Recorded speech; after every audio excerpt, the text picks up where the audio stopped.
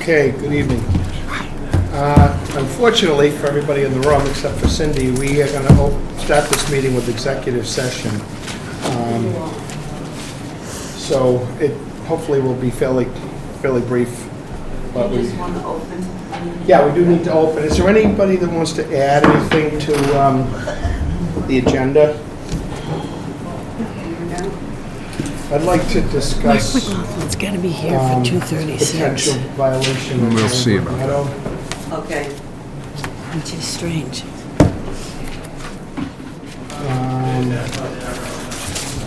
And then, anything else? Amy, anything else we need to put on? No, there's not on the agenda, but we've got a quick discussion with 44 Captain Pierce. Yep. On the project there. Okay. So I make a motion we accept the agenda with the two add-ons as mentioned. Second? All in favor? Aye. Okay. So I just have to ask everybody to leave the room, and then the recording is shut down. So 780 First Parish Road.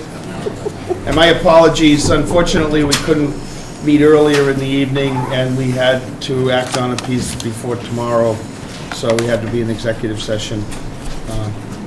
And since the town's paying the attorney, they want us to have her in and out of here first. Quickly. Is this continued? So this is a continued hearing for 780 First Parish Road. Good evening. Good evening. For the record, my name is Gregory Morris. I'm a registered engineer with Morris Engineering. This is a continued hearing for a new single-family home located at 780 First Parish Road. We had filed both a notice of intent and a stormwater permit with the commission. It was put out for peer review. We've had, I believe, 2 iterations of the plan with the peer review consultant. His final comment letter was just issued at the end of last week. We've made his recommended changes.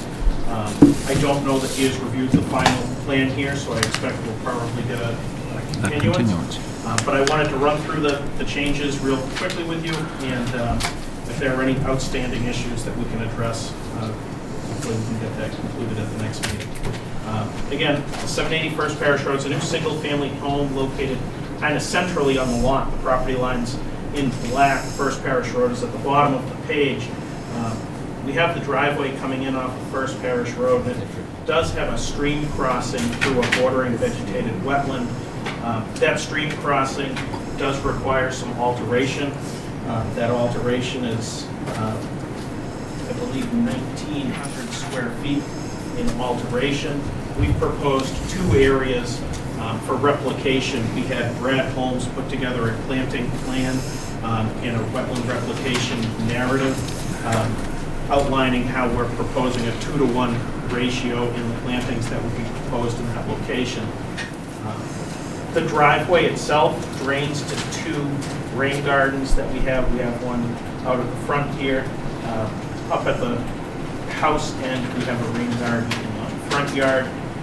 For the stormwater, we're directing all of the driveway to those 2 devices. We're directing all of the roof surface to a subsurface leaching system in the front yard. As part of the review engineer's comments, we did additional soil testing out here within the infiltration area and within the depression areas. Septic system is outside of the 100-foot buffer zone, and aside from this section of the driveway crossing, all of the work associated and immediately adjacent to the house complies with the 50-foot no disturbance setback. I turn it over to you if there's any questions or comments at this point. Again, I am expecting one final review consultant revision here. Penny? No, I think Andy might have some comments. Yeah, well, we'll just run through. Yeah. I'm good. Done? I'm good for now. Lisa? I'm all set for right now. Andy, we're not expecting you to jump on any other. Amy?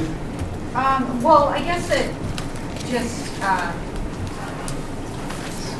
comments pertaining to your bylaw and the 50-foot no disturb. So this project clearly does not meet that requirement. It's definitely, they're offering up some some replication area for the areas that they're disturbing. We're still waiting for sign off from Art Allen, Ecotech for a revised version of additional area that they're going to replicate. So we'll see what the comments are for that. But I mean, the site's, you know, it's, take a good look at the site plan. There's definitely quite a lot of surrounding DBW with a street crossing, as Greg pointed out. So it's not something that you must approve, something that you may approve given what they're putting out there. But I don't know. Does not meet the Scituate bylaw. And they're doing the best that they can for a stormwater bylaw. There's, you know, for a single family home, they did not trigger the state stormwater standard, so we've got our local bylaw, which is also pretty stringent as far as stormwater runoff and grading control. And given the site conditions and the shallow groundwater table, they've been creative and try to accommodate for that stormwater runoff. But there are, if you read through the comment letter from John Chesia, the last letter, you'll see that the current proposal does not meet the requirements of your stormwater regulations, but it does to the best extent practical enforce it. So, those are my comments. Go ahead. Well, I know you have proposed wetland relocation and so forth and so on, but also the house, the septic,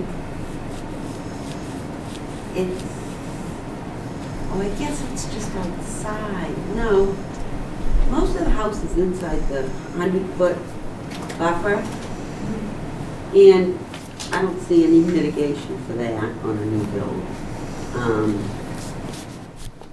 It's just tough. It's in the middle of South Swamp almost. And I hear what he's saying about, you know, our local regs. And it's tough.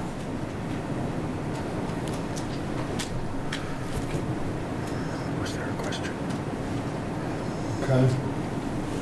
I mean, the roadway is in the 50-foot, out of the 50, and there's a wetlands crossing. It's just, wow. You know, that's hard. Yeah. Anybody else want to make a comment before I go to the audience? Anybody in the audience? Greg, is that, oh, it is ledge out there, right?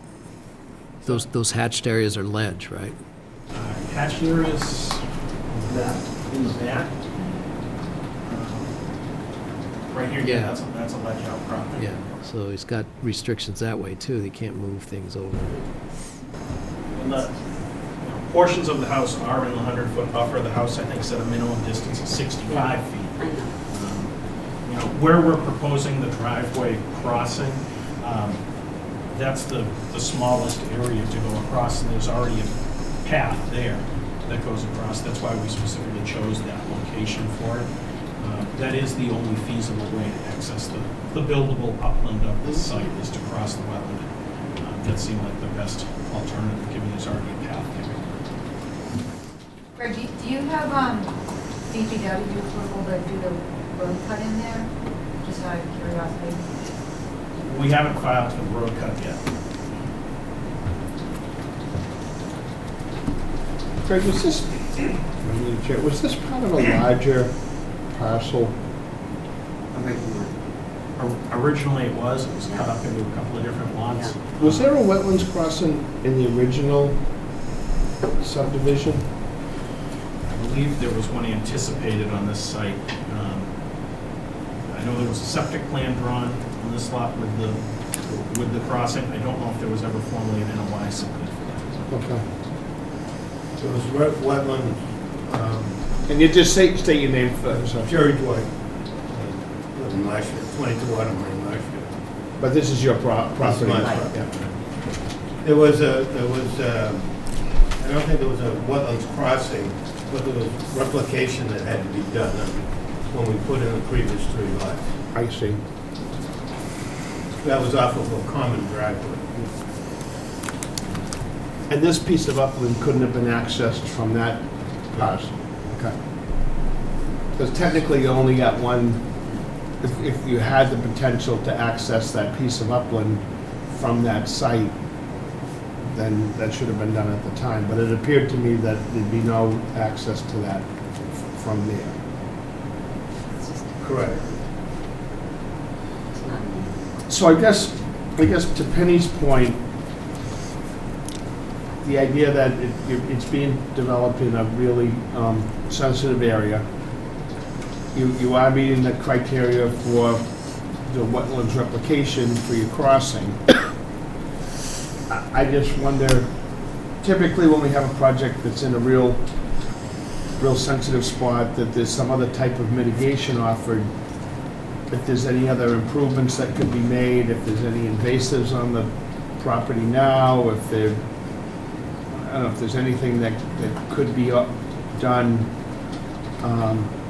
to offset that loss in these buffer areas. I guess would be good to know. You said Art Allen's looking at this? Yes. Have you guys had any conversation with Art? I have not. I just wonder if it's worth having that conversation with them between you and whatever, and just say, you know, what could potentially, nothing's coming to my mind off the top of my head when I look at this, but, Well, originally, they had proposed the replication area in a different location, so that was moved. And so that, and I think they've expanded on the area. okay. I mean, those are the things I guess I would be looking for, if this is gonna, A good portion of the 50-foot buffer at the front of the site on the First Parish Road side is existing lawn. And so there's probably some areas there that we could restore with some plantings. We are removing that lawn for a portion to put in the grass depression, rain garden area. So I can look at the other areas and look at revegetating that.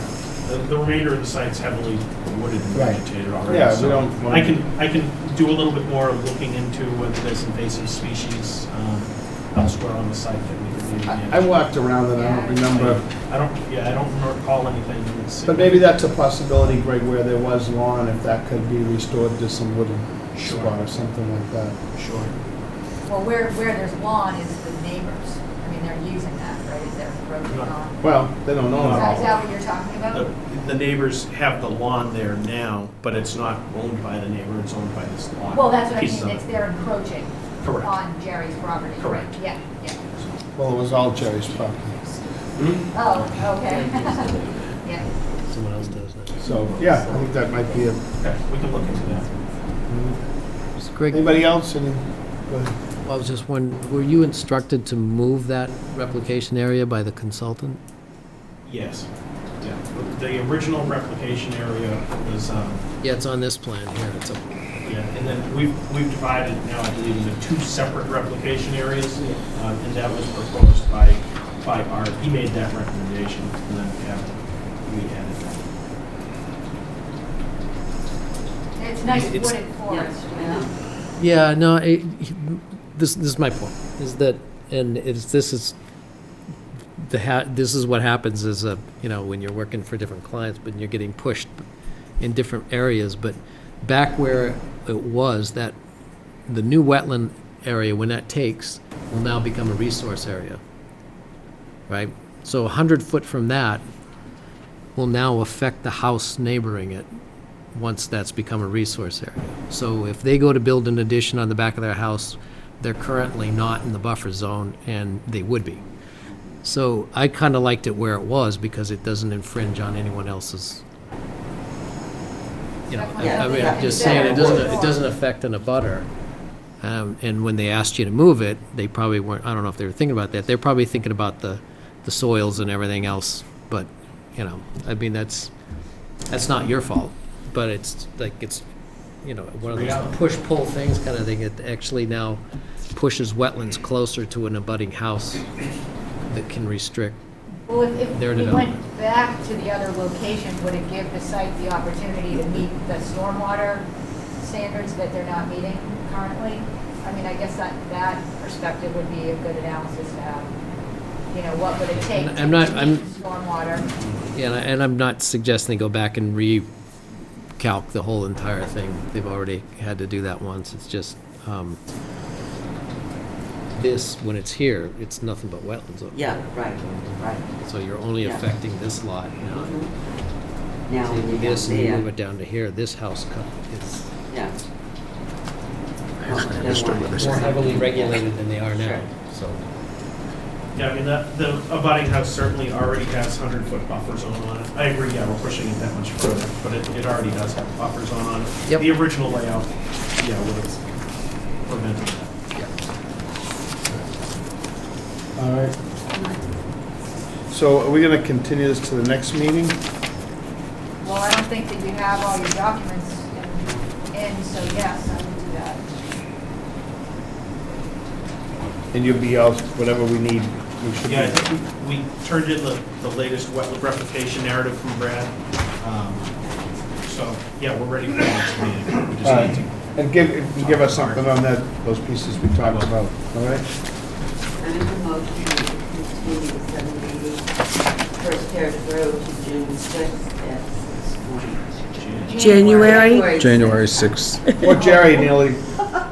And it was June just a little while ago, wasn't it? Okay, you can tell I'm hoping for summer quick. He's come to more meetings than some of the members. Oh, it's Lord. 780. Second? Do we have a second? Second. All in favor? Aye. Great, thank Thank you you. very much. 236 Central Ave, rebuild septic system. Hello, Good evening.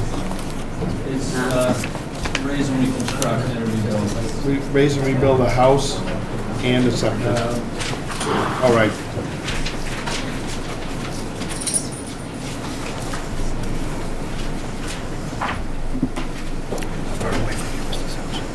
I'm gonna ask them if they want me to recuse myself. That didn't answer my question. 4 houses. So you're technically not a, Okay. All right, Jeff Delisi, I'm here tonight with Terry McGovern and Stenbeck and Taylor, as well as our client, Paul Holland. Essentially, raise and reconstruct. You are in a butter? okay. I just want to make a note that I live 4 houses from this, so I have to recuse myself. Thanks, Lisa. So, as I was saying, raise and reconstruct, the house is actually about, last year, I think it was June 2018, you guys actually issued an order of conditions allowing the house to be raised and put up on piles and the septic system to be redesigned. And the house was raised, but then the owner decided to sell the property, which is how my client steps in. So now, what we're proposing is essentially the same project with a slightly different footprint of the house. So I actually think that this is probably better a request for an amendment to the order of conditions versus a new order. But I'll defer to the board on that issue. And so Terry, why don't you explain what the project is? For the record, Terry McGovern from Stenbeck and Taylor, actually, I'm sure you don't have the plan that was approved in the summer of 2018. At the time, Mr. David Keys, who owned the property, had a 30 by 50 foot house with a 6 foot bump out. And he came to the commission basically to show essentially that footprint being elevated on pilings or piers so they could go ahead and proceed forward with the property. Attorney Delisi knows the option to sell instead. And what we're in front of the commission now with is a 44 foot by 28 foot house with a deck around it. So it's a smaller house footprint. We're holding the front line of the house at the same setback from the street, so it's shown on the prior plan as 31.4 feet. To an overhang, we're going to maintain the front setback and pull it farther away from the seawall. It'll actually be about 14 feet farther away from the seawall area that is shown now, approximately 25 feet off of it. And apart from that, the substantial difference from your approval is that we've now fully engineered the septic system for the rebuild. And that septic system, because we're in a velocity zone, is going to consist of an elevated plastic polyethylene septic tank, a rock tank. There's a few others out there, and that's going to be attached on the north side of the house, some 35-ish feet from the seawall. It will be in its own, under its own separate enclosure, which is heated, insulated, has its own separate access. It will sit above the flood zone elevation, which is 18 there. We're actually showing the floor of this unit at 18.1, so the house will be slightly higher than that. I had checked with both Bob Vogel and Drew, Board of Health. They were both in agreement that it was correct to elevate the septic tank to the velocity zone. It didn't need to be the extra 2 feet higher as the main floor of the house would. We're showing the finished floor of the house at approximately 23, as it'll be running plumbing as a drop across. Underneath, the septic system is going to consist of 2 rows of LC6 concrete leaching chambers with a foot of stone around them. Those will begin 20.5 feet off the seawall. The system, or the 2 trench configurations, are 44 feet long, 5 feet wide, and they basically sit in between the pipes. The drop from the septic tank will come over along the joist, drop, and all of this plumbing, both the water service going up, and drop coming down with the attached on the sides of the piling facing away from the direction of flood flow breaking over the seawall and into a deep box. Grading underneath the house will be level at approximately elevated slope from 14 down to 11 at the front of the house. We have a small slope at the front of 2 feet, and then a level parking area in the front where people park now. We actually have the flood zone here, by the way, transitions in the street, so the entire parcel is in the flood zone. We're outside the 100 foot from the resource area of the river, and actually our 200 foot is actually off the lot. Mean high water at the other end is out, well out in the beach area if you want. We're also showing a membrane wrapping around 3 sides of the system towards the southwest portion, and the slope grading off after that. We've also shown, this kind of harkens back to Jennifer Sullivan days, but we're showing at either end of our trenches, we're going to place some telltale indicators because it's an area that's subject to frequent washover. We'll show telltales at opposite ends of where these trenches are. It will be a set of foot higher in grade than the system itself, so that if those become exposed after a storm, we know that material has to be moved around to place the proper amount of cover back over. We chose using the LC6 concrete chambers because they're less likely to be disrupted when we go around those. So we know it's hammer-on. So we have a better chance with those than just pipe and stone or big plastic chambers. But the septic system itself is the biggest change from what you approved before, other than the footprint of the house gets 6 feet shorter, 2 feet narrower, and it shifts slightly farther away from the seawall. The foundation, the remains of the existing foundation of the old house will be taken out, but much of this patio area, which ties into the abutting patios, will remain, because it does tie structurally into the abutters properties next to it.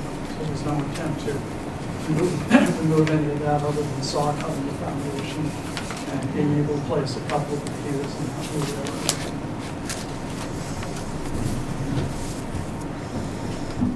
So been to zoning issued its approval last month, and I believe Rue has gotten his comments back to Terry, and Terry's already incorporated them into the plans and filed. Who was the Board of Health? Yeah. Yeah, we received comments from Joan last week and returned those around.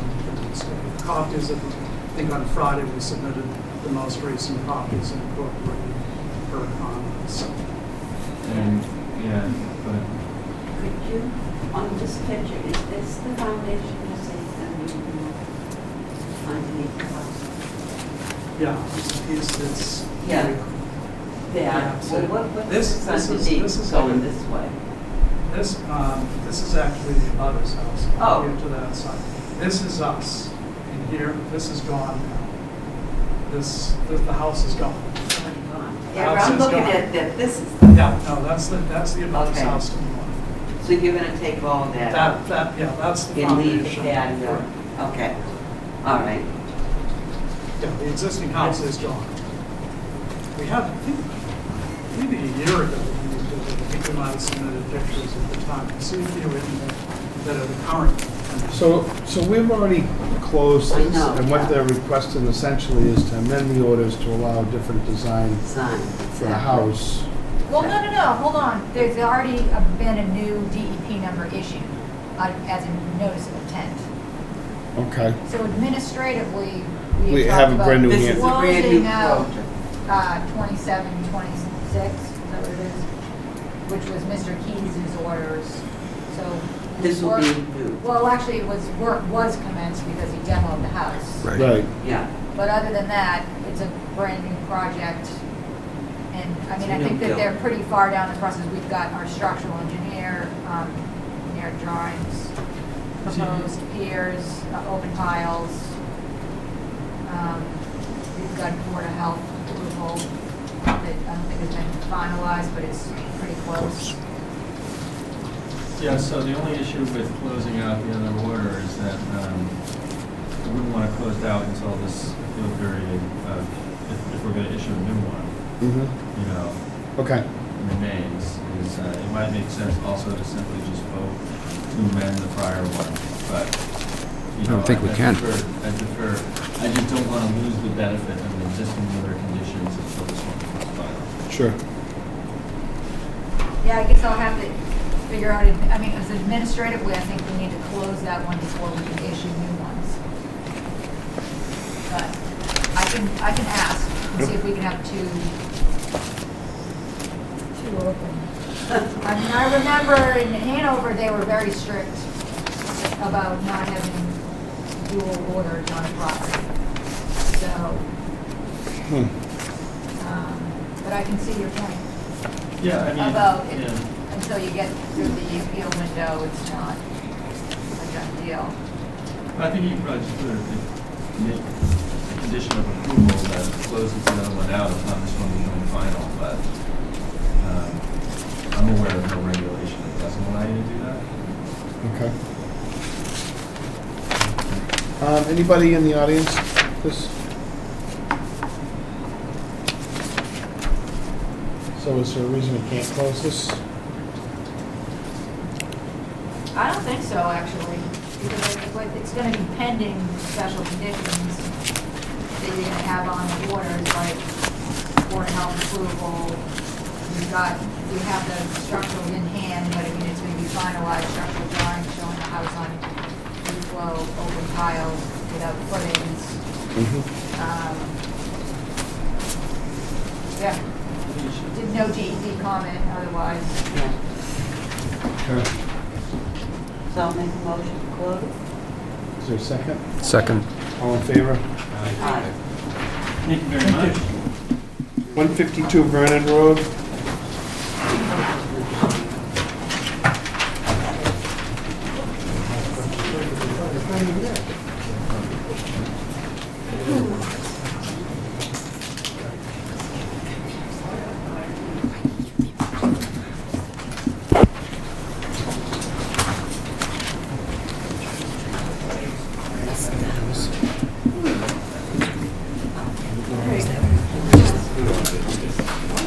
This is shall I? By My the name way, is Nicholas from Grady Consulting. I am here in Darren's stead, representing for the Curtis family of 2 Mount Vernon, or not Mount Vernon, Garden Road. What we have is just a simple septic repair plan. We actually encountered wetlands on our survey. We did not anticipate running into those. As you probably already know, we had to actually revise our plan to show the wetland lines. And we pushed the septic system as far as we can away from the resource area as the property allows. Everything is outside of the 100-foot buffer zone with the exception of the erosion control and septic tank. We are moving the septic system as it's currently located in the rear of the property, adjacent to the resource area, to the front and away from the resource area. There is a water service that we're going to relocate off to the right-hand side of the septic system along the shared lot line, and that's the only reason that is not right up against that side lot line setback, as it is against the front 10-foot setback to keep it as far as we can away from the resource area.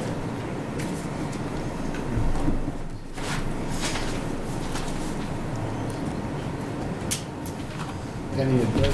No, I'm okay. No, outside. Jen? No, okay. I'm good. Lisa? I'm all set. So what we look for in any of these is, when there's a wetland or anything in the yard anywhere, is to try to get the septic system or whatever changes as far away as possible. We couldn't have put that any more in the front corner of the yard if we tried. Right. Out in the road. And in most cases, the commission looks at septic upgrades as a real plus. So they Yeah, usually. this could have been an RDA, it seems like. Is there anybody in the audience for this? Okay. I take a motion to close this. I make a motion to close. Second. All in favor? Hi. Aye. Great. Oh, Darren, you did a good job on this one. 39 Brunswick Street. I know.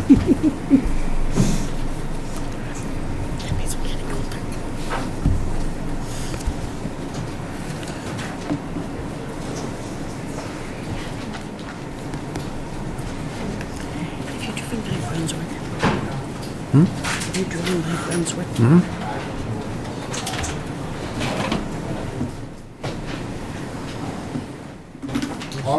Good evening. Thank you. My name is Paul Maravito from Ross Engineering Company, representing the owner and applicant, Mr. Francis Adley. He's the owner of 39 Brunswick Street, which is outlined in yellow. For the board's information, he also owns the house to the north of it as well. But this time he's proposing to elevate the existing house in place. It has to be on reinforced concrete piers. The plan is to pick it up, put it on cribbing, and work underneath it. There's an existing garage which will remain in its current place. The elevation of the ground is relatively flat. It varies from a low of 15.3 to from 15 to 15.3. The FEMA flood zone is the pink line. The velocity zone goes to the front portion of the house, which is at elevation 16, which is about 8 to 10 inches above the existing ground. First floor of the house is only at elevation 16.5. And the plan is to elevate the house on the concrete piers up to an elevation of 19.1, which is 3 feet above the FEMA elevation requirements. That would put the top of the pier about 4 feet above the existing grade, about 4 to 5 feet depending on where you are. There is a seawall in front of the property on the ocean side. There's no changes in the proposed, in the existing grading of the site. It's relatively flat. To the west of the house, that's the concrete walks, some planar areas, and he does have an old wall in this location. Brunswick Street is a private way. So the plan would be to pick this house up and work underneath it while it's on the cribbing and then set it down accordingly. I With that, I'll end my presentation and answer any questions you may have. Any? Doug? Going on piles? Or, No, Concrete. Concrete, Concrete piers. reinforced. oh, this is up on the top. yeah. Concrete piers. Well, the other part is they're not able to move the house, so they're There's no room. essentially going to dig around. Yeah. Can't- He can't move the house. He's got to work underneath it. Jen? Just, I want to make sure, is this house right on the wall? No. It's- What he has is, he's got an open deck in this area here, Yep. which you probably keep, or he may have an elevated deck off the first floor. Yep. This might be easier for him, he's an elderly man. Okay. So the deck's staying in place? Pardon? The deck would be staying in place? Yes. Okay. All right. That answers my question. Thank you. Lisa? Any questions? Amy? Okay, so, I mean, obviously, I think that this one is good to get the house up and out of harm's way. DEP's comment was no concrete pier foundation plan was included in the NOI. Did ask for structurals.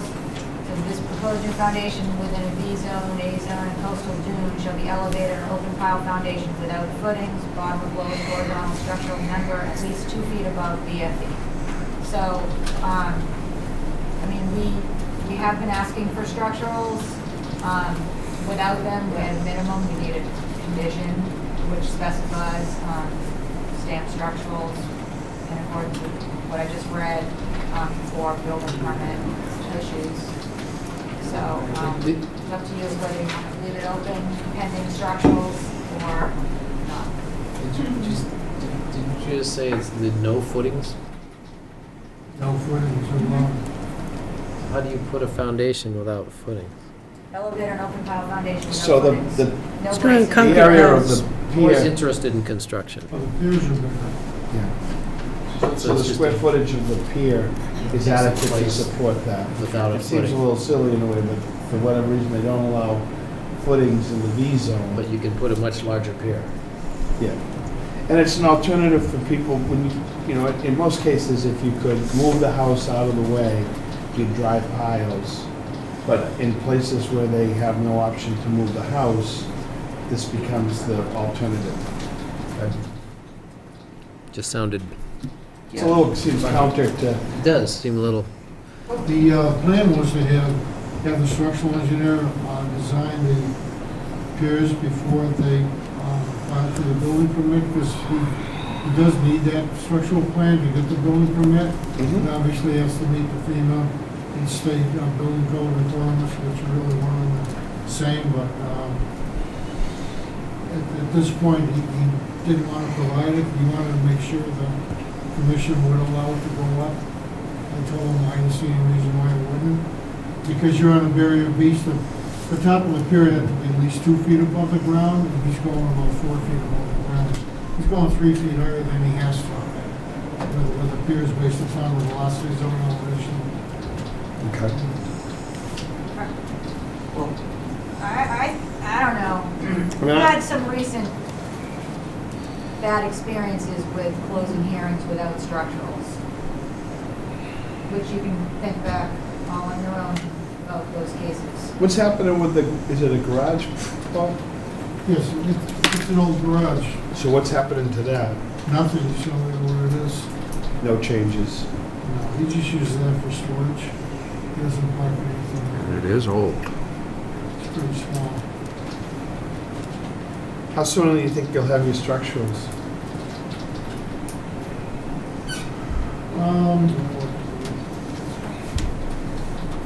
I spoke to Peter Falk, he'll probably take a month anyway with the Stink to me, this house. workload and the holidays coming up. Yo, do we open this at the last meeting? Pardon? Did we open this at the last meeting? I'm not sure. No, I it wasn't. wasn't here. No, you did, and you immediately We continued it continued it because up, it was a yeah. no-show. right, no pain. I think a month's far out. Well, I mean, it's the middle of the winter. Are they going to undertake this project in the winter? No. It can wait, Frank. All right. 22nd. How far up? Anybody else want to speak to this? Well, we have to wait for the structural, so we'll bottom up 22nd. until the 22nd. I make a motion. Penny, what do you want to do? Well, I want to go to the 22nd. Well, let's do that. Now, that sounds good to me. I make a motion to continue 39 Brunswick Street to January 22nd at 6:20. Second. All in favor? Be nice to me. Santa Claus is coming. You're getting on the For some of naughty us. list. You're on the naughty list. Wow. Yeah. He's always on the naughty list. When you were here last time, they were closer together and it was just in the middle. Thank you, Paul. Thanks, Paul. Oh, we'll see you in 47 Townway Extension. You want me to read? Or you want to read? I'll read it. Just get them up here. On December 16, 2019, at 6:25 PM, we're way past that. Town of Scituate Conservation Commission will hold a wetlands hearing under Chapter 131, Section 40 of the Massachusetts General Laws and Section 30700, Town of Scituate Code of Bylaws regarding the application of Bill and Ruth Slocum to repair a septic system and install a wood pile foundation for a relocated dwelling at location 47 Townway Extension, Scituate. Abutters and interested parties are invited to attend. Good evening. Good evening. This is Jeff DeLisi. I'm here with Greg Morse tonight, as well as our client Bill Slocum behind me. So this is actually kind of an interesting project, one I've been excited to actually speak to the board about. What we have here, it's almost impossible to talk about this without talking about the next application that's on the agenda, which has to do with 48 Townway Extension. So basically, 47 Townway Extension is a very small single-family. Do we want to open both of them? Yeah, actually, I think it's great.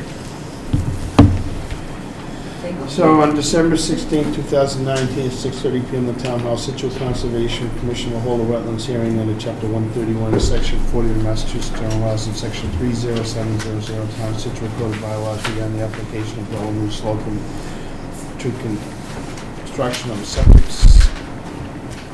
repair consisting of a tight tank and installing 4 wood piles associated with the relocation of a portion of the existing house and construction of a deck for dwelling at location 48 Townway Extension, Scituate. Butters and other interested parties are invited to attend. So let's just run them concurrently. And Great idea. it So, was yours, wasn't it? yeah, all done. Fire away. 47 Townway Extension, all right? That's a single-family dwelling that's sitting basically directly on the sand on the west side of Townway Extension. Greg's showing a photo of it right now. The house has been severely damaged from storms, particularly storms. Greg, in the plan, which house is it? Fine. This house right here. Okay. Frank? Yeah, the house has been damaged by storms, particularly in 2018. And our client owns the next photo, or the next dwelling, which is a house that you all probably recognize if anybody's ever been out on Peggy Beach, which I'm sure everyone has. Oh, my God. So it's the house that's closest to the ocean, that's basically kind of, Work around this. the ocean's creeping closer to. Wasn't that picture in the Patriot Ledger a couple of weeks ago, like being underwater just about? I'm told that it was on the, I'm told it was in the newspaper, so, yeah. So essentially, the plan here, Doug's looking at the house right now, but that structure is actually 2 houses that are connected by a covered porch. And the concept is to take the back end, the easternmost end, and remove it from that property altogether, which is one of the reasons why we need more conditions regarding that. and then basically to lift it up and move it over to the opposite side of Townway Extension and put it in place of the structure that's there now, the dilapidated structure. This new structure in place of 47 Townway Extension will be removed from the velocity zone, so it'll be brought up on the piles, and there will be a new septic system which we are proposing, codified with the septic system on 47 Townway Extension. Meanwhile, since we're before the board, we're proposing to construct a tight tank at 48 Townway Extension to service the remaining portion of that building there. So the net sum of this is we've been talking as a community about different ways to have some smart retreat from the ocean, and we believe that this is a very nice way of doing that. We'll be removing over 60% of the building that's closest to the ocean and literally removing it further away. So this project has received the approval from the Board of Appeals and is presently before the Board of Health. I think that, Amy, you mentioned that you were expecting maybe some comments from either CZM and or DEP. It looks to me like comments back from DEP was minor in nature, and there's nothing from CZM. I believe you guys have structural plans in front of you. Nothing from CZM yet. I'm Well, not sure if they still, So, that's what we have. Okay. And if you want Greg to walk you through the plan. So should there be should one of these, we talk about, maybe I'm missing it, to raise that existing structure? Is that in this? well, yeah, can I just make a general comment right out of the gate? So neither one of these NOIs contain a narrative, which was problematic for the commissioners in trying to determine what the project actually consists of. So thank you, Jeff, for explaining in layman's terms what the general nature of the project is. But I think that's of note for these NOIs is that narrative should be, In there. yeah, should be given to us. So is there a raising? Sure, so the application for number 47, the first NOI, number 47 here, that's to raise the house that's there right now. That was the first picture that I passed out, which is the white. Raise as in tear down? Raise as in, Excuse me. Bless you. yep, Whereas, Is that the foundation? And that's the house that's coming to St. right? yeah, that's the the one. little that's- bungalow. Okay. The number 47 across the street that's right on the beach is the second picture that I passed out. This picture. Yeah, we got it. That's 48, isn't it? So the purpose is to move the left side of this Yeah. picture, which is the Yeah. side closest to the ocean. So we're So gonna the pick closest to that ocean is piece up 47. and move that house over here onto this lot. And leave this long. And leave the small portion here on this lot. Okay. That remains. Yeah, I thought you were doing the Oh, opposite, yeah. moving the little I one. thought it was. Oh, I'm sorry. Yeah. You're moving Yeah. the big one, Taking but the- I remember you the saying bigger. east. He said easterly. I know, but it, I thought the same. Easterly goes towards the ocean. yeah. Well, in this case, We're not in California. That's where we're headed out Oh, to it depends California. on how you're Alright. situated. Okay, no, I just was confused Okay. this afternoon. Yep. Now I understand. Doug? And that's why we believe it's a smart retreat. Well, it's an interesting one, Yeah. that's for sure.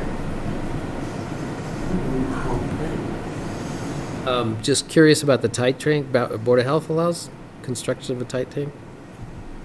So Or you backed into that? What's there now? Right now, there's a pipe that comes down next to the pilings and goes into the ground. It's unknown where it goes.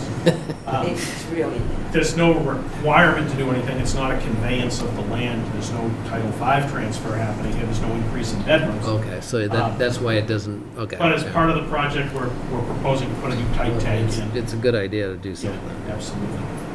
So construction, the only thing I'm curious about is the actual physical moving of it. They have some like sort of construction plan or something like that? I mean, something's got to get down there. And I guess my question is about mitigation during that part of the construction to get the building up and moved, whatever kind of equipment.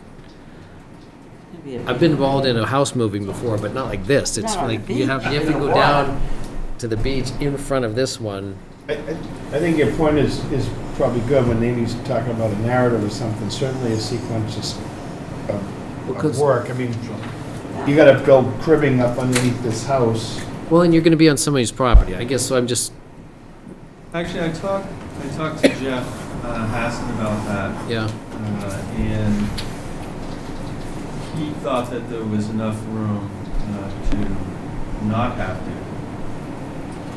encroach on anybody else's property during the process. Really?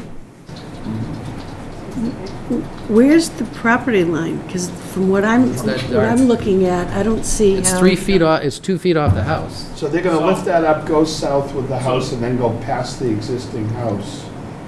So the property line. Yeah, in is between 20 46 scale and the, plan. yeah. There's 20 feet on the side. Okay. Of the house piece that's to remain to get this house box past it. That house box is 18 feet in width. It'll be close. It's a squeeze. It's a squeeze, but you'll get it by, okay. Don't sneeze. Have they worked that out, Greg? I mean, is this, they're going to crib this thing and then, I don't know that they've determined, no, I don't believe they're gonna, well, the existing house is staying on the existing pilings. There's already pilings in place for the piece that's to remain. The piece that's to move, I haven't spoken to the mover about what method they're gonna employ as far as a trailer to get that across. so, I mean, in order just to do that, they'd have to do some leveling of the sand, and then they'd really be picking a time where they could actually, I would assume, unless they're gonna lift it with a crane, they're gonna wind up building cribs underneath that structure, picking up off the piers, cut the piers away, bring the house all down to a trailer, and then, or roll it. They might just roll the thing because it's not going very far. So that's actually gonna get rolled one way and then the other. But so there's, I guess my thinking is that there's gonna be some, it's basically all sand, but there's leveling, altering of the ground to do that work, and then restoring it. I don't mean to jump out of No, you're line, but doing I'm just good. trying to build this thing in my head. Or, like I say, they're gonna somehow support it and lift it. So I think I would wanna know sort of what that is because of the disturbance to the dune or sand around there. I think that's, or maybe they're gonna have a couple of, some alternate methods to do that.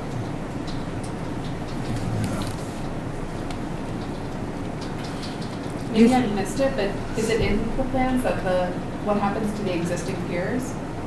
It's just, So a few of the existing piers are going to remain fur deck, but many of them will be removed. So there's a proposed deck to be left on 48? That's Yeah. number 48. Yes. There's a deck. Does that show up on the plan? that's the covered porch in between the two houses?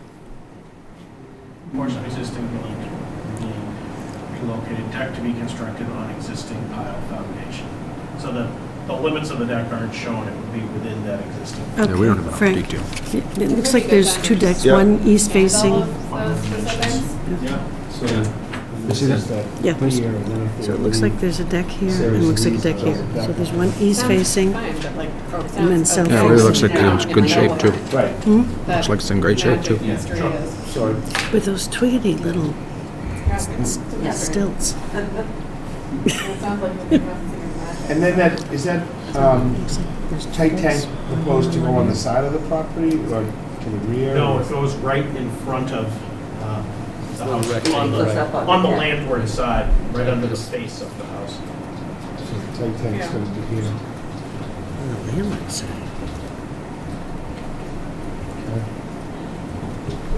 Jen, you're all set?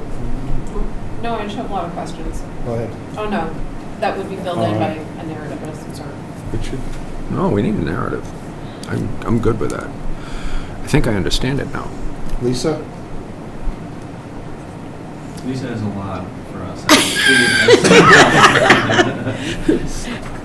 I'm just looking at, I mean, the other house on stilts next to it. Trying to envision how that one's coming up, going back there without disturbing the one next to it. But, like, You're talking about, like, southerly of Yeah. this? Yes. Not- Okay, yeah. So what's your question? has no relative to conservation as far as, is it gonna be disturbed? But the number 48, the one closest to the beach on the easterly side, Frank, This is moving. that entire property is moving to 47. No. No. Just the front part, Half just the of front the part. property- Just this part here is moving. Just this, This part here, this part Right. here. okay, The two-story portion. So Yep. all right, this entire, what you see here is what's being moved. all right, so it's the two-story, okay, that's, Yeah. But the piles are remaining, so they. Some of them. No, I believe you're going to find that not all the piles are remaining. There might be, the concept would be to leave them if possible. They certainly desire to have a deck, but not nearly as in the dimension that you see here, just a smaller deck. Okay, but we need that. We Yes, need to I know. understand that, yeah. And then, looks like bigger pilings might be more helpful. and then what's the plan for the remaining piles? If they're gonna be extracted, if they're gonna be cut off, or whatever? Yep.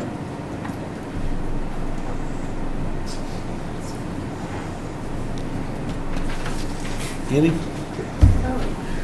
Amy? How will you get into the So, his house? Because the stairs are gone. so I believe that we're reconstructing the Yeah. stairs. We're rebuilding Okay. stairs. Got it, Is that yeah. on the plan? I think it's on the Okay. plan here. Yeah. Trampoline. Stairs right there. Sounds fine. Stairs. Well, you shimmy up the Catapult. poles right now. Sounds terrible. All right, And Amy?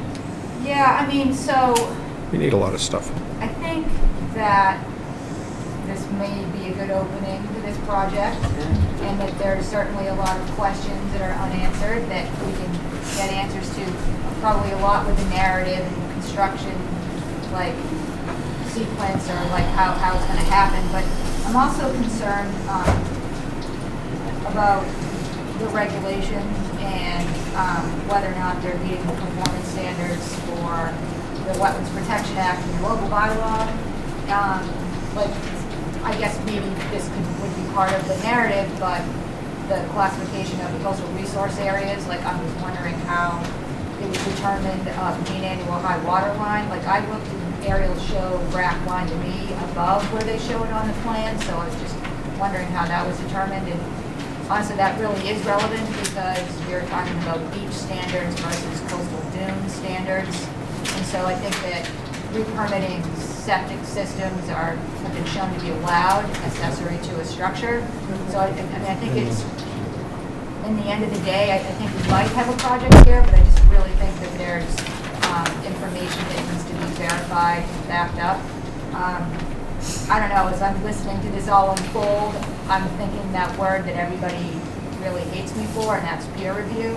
I mean, this is a little bit out of my wheelhouse as far as being a coastal geologist, and just how they, they determined their resource areas was not made part of our notice of intent at this point. So, I mean, I think that we should get that information and evaluate whether or not we agree. But I mean, having walked out there, and you guys have all walked out there, I mean, it's a primary dune going down to a beach. There's some pretty good topography. So I'm trying to visualize, a big excavator out there moving this home to the back lot.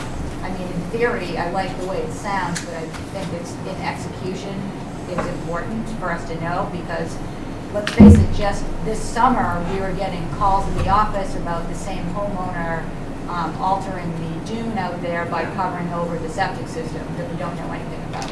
So that's slightly problematic for this On which number on house? Slogan. So, and we had calls on the neighbor too. So, I mean, that's kind of the way it rolls out there apparently, is the winter comes, it exposes your septic system, and now they just bring, they start moving the dirt around. So I know that on other Peggy Beach septic systems, the requirement is to nourish these systems. So it's a constant yearly thing where you have to import material rather than push the existing dune. Like, that's not okay, right? Yeah. And that's what's happening out there. So I'm not sure how this is going to get executed without altering the dune. But so I guess that's in what Morse will provide us with, and then we can take a look at it. Do we have that septic plan for 47? Is that part of this? It is. You have a completely separate septic. I just wanted to confirm too, I mean, we had Stan Humphreys, a coastal geologist, put together a narrative, and he goes through each of the performance standards. You have a copy of this, correct? Okay. Oh, do Yeah, I? it was, Yes. it was part of the. You do? NOI. Okay. All right, thank you. Sure you do. It's part of the NOI package. It was I submitted. have an NOI, and I don't have a copy, but I will get one tomorrow morning. Yeah, great. Well, the narrative does not explain how you're going to execute the project. Understood. Right. So I guess the question is, should we put out the Stan Humphreys opinion? Because I didn't see the mean annual high water line. I mean, there are certain things that question whether we should verify. I would like to verify, only being I was out there this afternoon, and the whole place was under, the water surrounded the whole thing, front back. And that was, 2:30, 3 o'clock, and I think the tide was still going out. Anybody in the audience that wants to speak to either? Right now, we're doing two consecutive pieces, 47 and 48. And so does anybody want to speak to either one of these?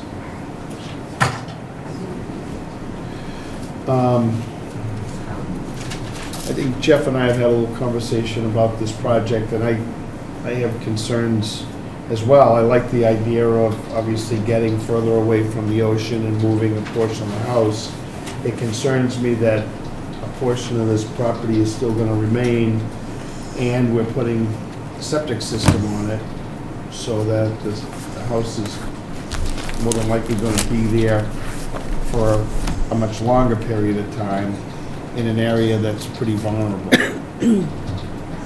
And I realize you're trying to comply with all the requirements of the state and whatever, but we look at this thing and we look at an area like Peggy Beach where we're trying to figure out what we're going to do in that location, whether there's going to be more managed retreat or whatever. And I know this could go on for years, and in the meantime, someone could lose their house. So I realize people don't want to sit and wait for something to happen that may or may not come to fruition. So I get all of that, just putting out there the different concerns that the town has for the area.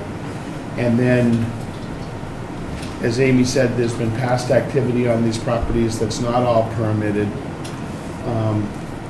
It's a moving target. That whole area shifts, that could look entirely different by spring. We get that. I guess, Amy, in terms of a peer review, it's a pretty basic area. I mean, it's complicated, there's no doubt about it, but by the same token, there's not a lot of, it's not like we got a seawall or any real differential. I mean, if a person like Stan, who's fairly competent, puts together a good narrative and said, these are the areas, and we don't have any strong feeling that they're different, I'm not so sure. Well, I think that the difference or the distinction between the beach and the coastal dune is important if you're looking to try to stop the project. But if you're looking to try to approve the project, I think that a septic system is shown to be approvable with coastal dune standards. Yeah, the only reason a peer review person would come in if someone really had a strong feeling that some of these resource areas are incorrect, and I'm not. Well, I question the mean high water line, so perhaps we can get additional information, which we requested on that, on how that. Do you know, Greg, how we? So that? How involved would it be to get? What would we request of a peer review person? Like, we just got a peer review. We just got a peer review in Humrock Right. for those houses on the cliff, and it was helpful to understand some of those areas. Right. Would just be confirmation of the coastal resource areas and the regs, I suppose. Yeah, Applicable regs, you know. So I fully respect the concern and the questions that the commission is articulating, and we're going to endeavor to look into those and report supplements to the data that we've already provided. But, you know, as I listen, I can't help but be slightly discouraged because while I recognize that we're leaving a portion of this building on the lot, we're removing a significant hazard out completely off this property. And the alternative to doing that is to leave that hazard there, to leave the septic system there. And so I think that there's never been a project, to my knowledge, I've never seen a project like this before. No. And so that's part of the issue and the reason why you all have questions. But if we're going to start thinking about out of the box and different ways to manage this situation, this is this is a very good solution at the moment. Now, I know that the town is looking into what it wants to do out on Peggotty Beach, and I'm aware that there are a lot of concepts being bandied about, such as moving all of these homes to a different location also on Peggotty Beach. I'm not sure how viable those options are and the timing of those options, but I think that should the town get serious about that and have that discussion in a much more focused sense, that these properties would be subject to that discussion as well. And that we could very conceivably be considering a situation where the town is recommending moving of this building along with the one next to it and others out there, potentially even 48. And so we understand that, but right now, the project that's before this board is this project, and it's better than what's there now, in my estimation. You have a hazard at grade on the opposite side, which I'm not sure anybody would be rebuilding. And this is a situation, this is a way to do that, and to eliminate a hazard on the east side. So, do we know? You just say, right, we asked about what's there for a septic system now, and all I heard was somebody say that a pipe goes into the ground. Has the Board of Health weighed in on that at all? Yeah. What I recall is that there was a I don't know if the official word is can't live there and flush the toilet in the morning or whatever you, I don't think I think they were given, There's a document that was, So, that was whatever that's signed called. to that effect. So- yeah, Says what? can't use the septic system because it's not there. So essentially, there's no septic facility at all for this? Yeah, so. do not Either occupy- property right now? No, we're only talking about 48 at the moment, I believe. 48 is the one that's The beachfront. To be the moved. beachfront. So is there a septic system for that? I don't believe that there's a system, as Greg explained, I think it's a pipe, which is part of the. That's what I'm saying. So there's a pipe that, but I don't know what it connects to. I've never, But yet they were covering it over this summer, I would imagine it was some sort of old cesspool type system. yeah.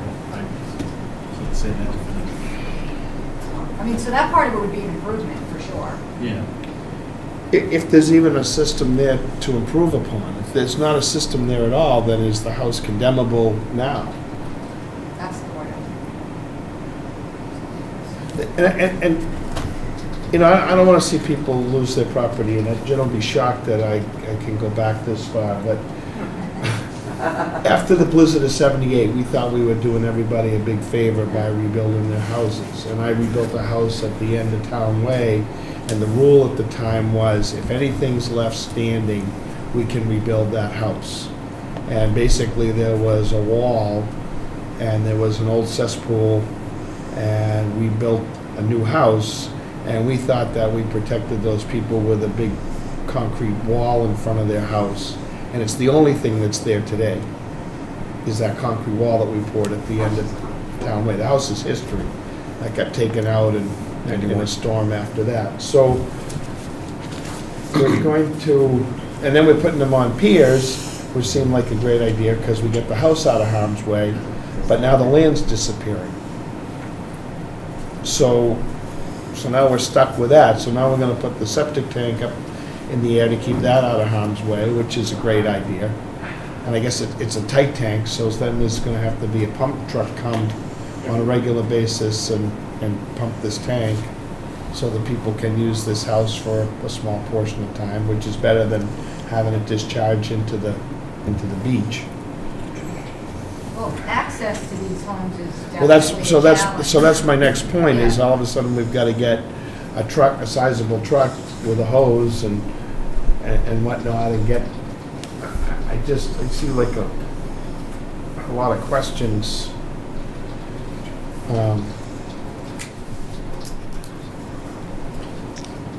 Just trying to figure out the best way to proceed with this.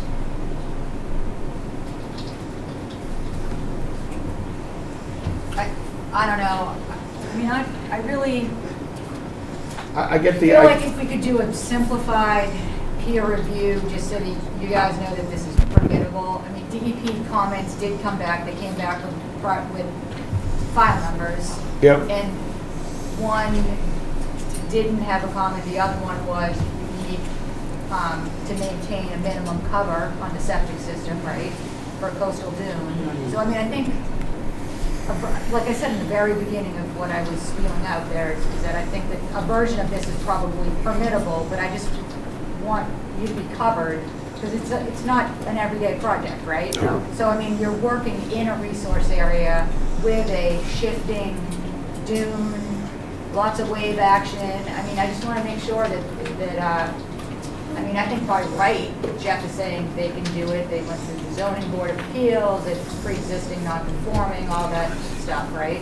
Yeah. So that all checks out. So it's really just open pilings, free flow of water with a septic system that's compliant. You don't have Board of Yeah. Health approval yet. I'm not saying we don't want to do this, I just see some questions. Yeah. Well, that's yeah. what I'm saying, is that that's all leading towards an approvable project. What's the detail on the corner of that plan is a tight tank, and that's for the rear?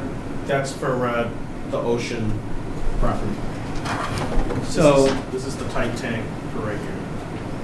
So that's going to be in the sand, that's not, We have that below grade in the sand. It's a monolithic anti-flotation tank with bolt down covers on it, which is the same design that was approved at the house next door. So DEP is allowing tight tanks on that beach. So they would allow that because it's accessory to the home, so that's how you'd be able to do it in the primary coastal dune. Okay. But that's the regulation, but there's a requirement of like a minimum amount of cover. Like, for instance, I think on a Morse project, Missoula down the street, they put in, kind of like what Terry was talking about earlier, you put in a marker pole, so you know that you have to have that much sand on top at all times. I'm just kind of worried, given the track record for this property, that that's going to happen, but I don't know how you enforce that. Annual reports, maybe. So a couple things. What I'm told is that because we're proposing an upgrade voluntarily, nobody has gone out and investigated what's under the sand with respect to this issue. There's also, I guess, a truck that comes in and cleans it out, I guess, periodically, presently. Sure. So just those two issues, and I don't know about, The tight tank here, what the Board of Health requires next door, this is a seasonal residence, Sure. obviously. They require that the system be inspected at the beginning of the season, at the end of the season. That's the condition of the Board of Health approval. Okay. So, that inspection includes making sure that the pump alarm works, so when when the tank's full, it needs to get pumped out, making sure the covers are in place, that the system's intact.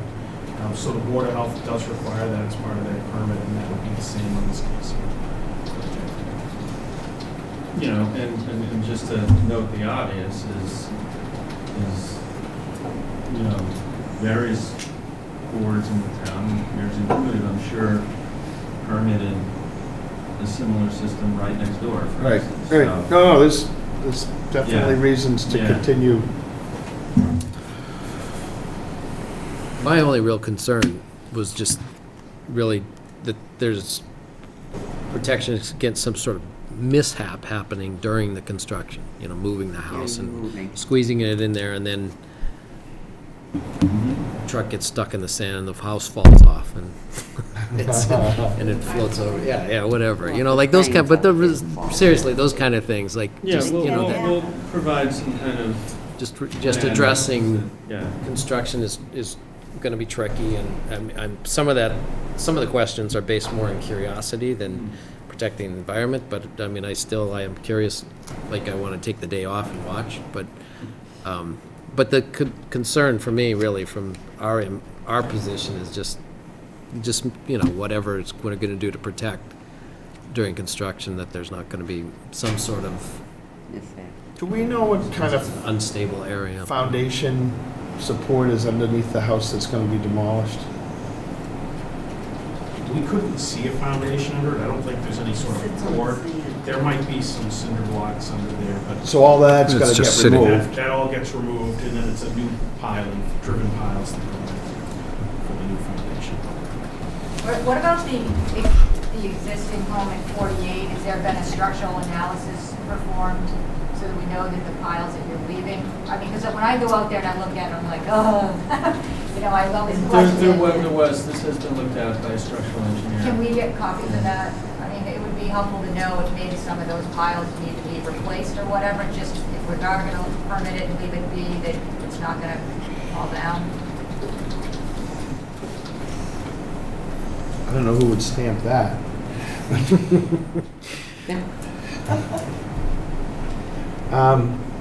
So I guess the big question is, do we think that it's worthy of getting someone to do a peer review for any piece of this? Can we work with the report that Stan has compiled for this?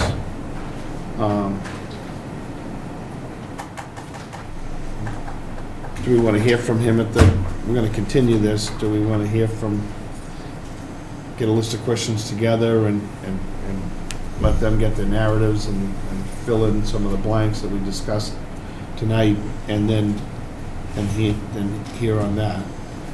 See, in my opinion, is that it's pretty straightforward. When you look at it, it's basically taking half of the structure and moving it. And I think that's the piece that you're most concerned about, really. Well, there's a fair amount, Right. there's a fair amount of activity on the beach, Yeah. and that it's all done with minimal amount of disturbance. Yeah, so why don't we continue it for, I don't know, to January 22nd, pending receipt of the materials that we talked about during the hearing, and hopefully by that time too, maybe it'll get Board of Health approval. Okay. Is it possible maybe to request a continuance until the 6th, and then to the extent that we don't have our ducks in a row, then request it to the 22nd? The only reason, and I know it's tight, especially with the holidays, our client doesn't own 47 Townway Extension, and so we have certain deadlines, purchase and sale agreement deadlines that I'm not saying we will be able to. You've requested a decent amount of information, and we'll never get it, but if Well, sometimes having the hearing, if you get a lot of it together, and then if we have to flesh out a few more things, you know what they are, rather than wait till the 22nd and then find out there's more. So, I get that. Do we have a bid, what's on for the 6th right now? 7. Is that 7 on it? Some of those have got changed.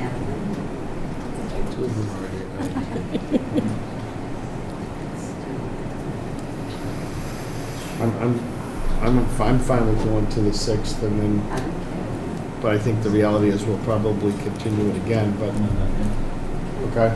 Yeah, the deadline is the 27th for new material. Okay. So I'll make a motion to continue 47 and 48 Townway Extension to January 6th at 6:20. Second. All in favor? Aye. Okay, thank you very much. Thanks for that headache. How about 169 Border Street?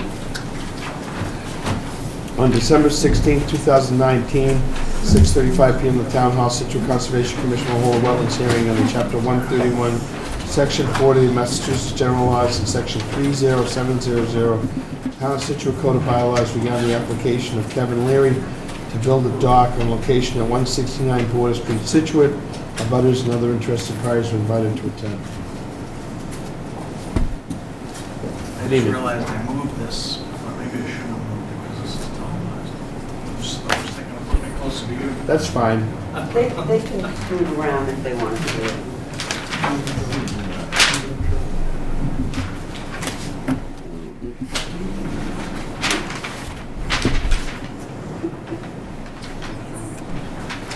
Good evening. My name's John Cavanero from Cavanero Consulting in Millwell, civil engineer, here on behalf of Kevin and Jenna Leary, the owners of 169 Border Street, and actually 159 Border Street. So it's 2 addresses, 1 single-family home. The single-family home lot is a 6-acre parcel that is in this general configuration. And 159, even though it's a separate lot, there's no structure there. It's undeveloped, about a 1-acre parcel that sits adjacent to 169. So total, it's about a 7-acre parcel. An existing, as I mentioned, single-family home, some detached accessory structures. And what they're here this evening for is to request permission to construct a dock, which includes a permanent fixed pier, about 80 feet long, and a removable ramp and float in the Gulf River. So this is a section of the Gulf that's fairly highly populated with docks like this, single-family homes. Either property on either side has a dock. This is about 2 or 3 properties, or about 2 properties into Scituate from Cohasset. So there's several similar docks within Cohasset. They go into Scituate as well. The dock is sited, so as far as resource areas are concerned, we have obviously the Gulf. It has a 100 inner and 100-foot outer riparian zone. And there's also a salt marsh / wetland that comes into the property, delineated in the black mark, and that has a 50 and 100-foot buffer zone. There's also a floodplain that is subject to coastal storm flowage. It's a AE zone, elevation 12, NAVD 88, and then landward of that is also an excellent set. So you can see the majority of the property is obviously upland. The Learys are fairly new to the property, so this is something that's important to them for access to the water. Family, plenty of frontage along the Gulf, easy to site the dock without getting too close to the property line. DEP generally likes to see the docks centered on a lot. In this case, we have a large outcropping ledge on the southerly side of the frontage on the river, so what we did, we chose to center it in this general area. A little over 40 feet off the property line, more than 50 feet from the adjacent dock. This dock has been there for quite a bit. It's probably a decrepit older dock. Another setback is you like to keep 50 feet between docks. Generally, the guidelines are 25 feet from the property line, so hence 25. So we're able to do that as well. I guess the last thing to mention is that because this is fairly deep water, we will have water underneath the dock, even at low tide, a couple feet of water. Some of these docks don't bottom out, which is nice. They're bottom supported anchors, so no pile supports in the river. They're anchored beneath the float, so they stay year-round.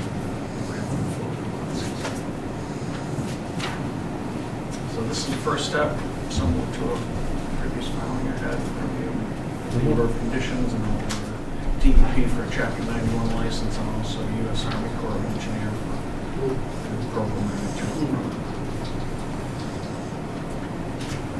This is it for us.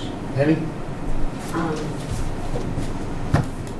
No, I'm just looking for, I know they have to be a certain spacing out on the marsh between the slabs, Yep. so the sun can get through.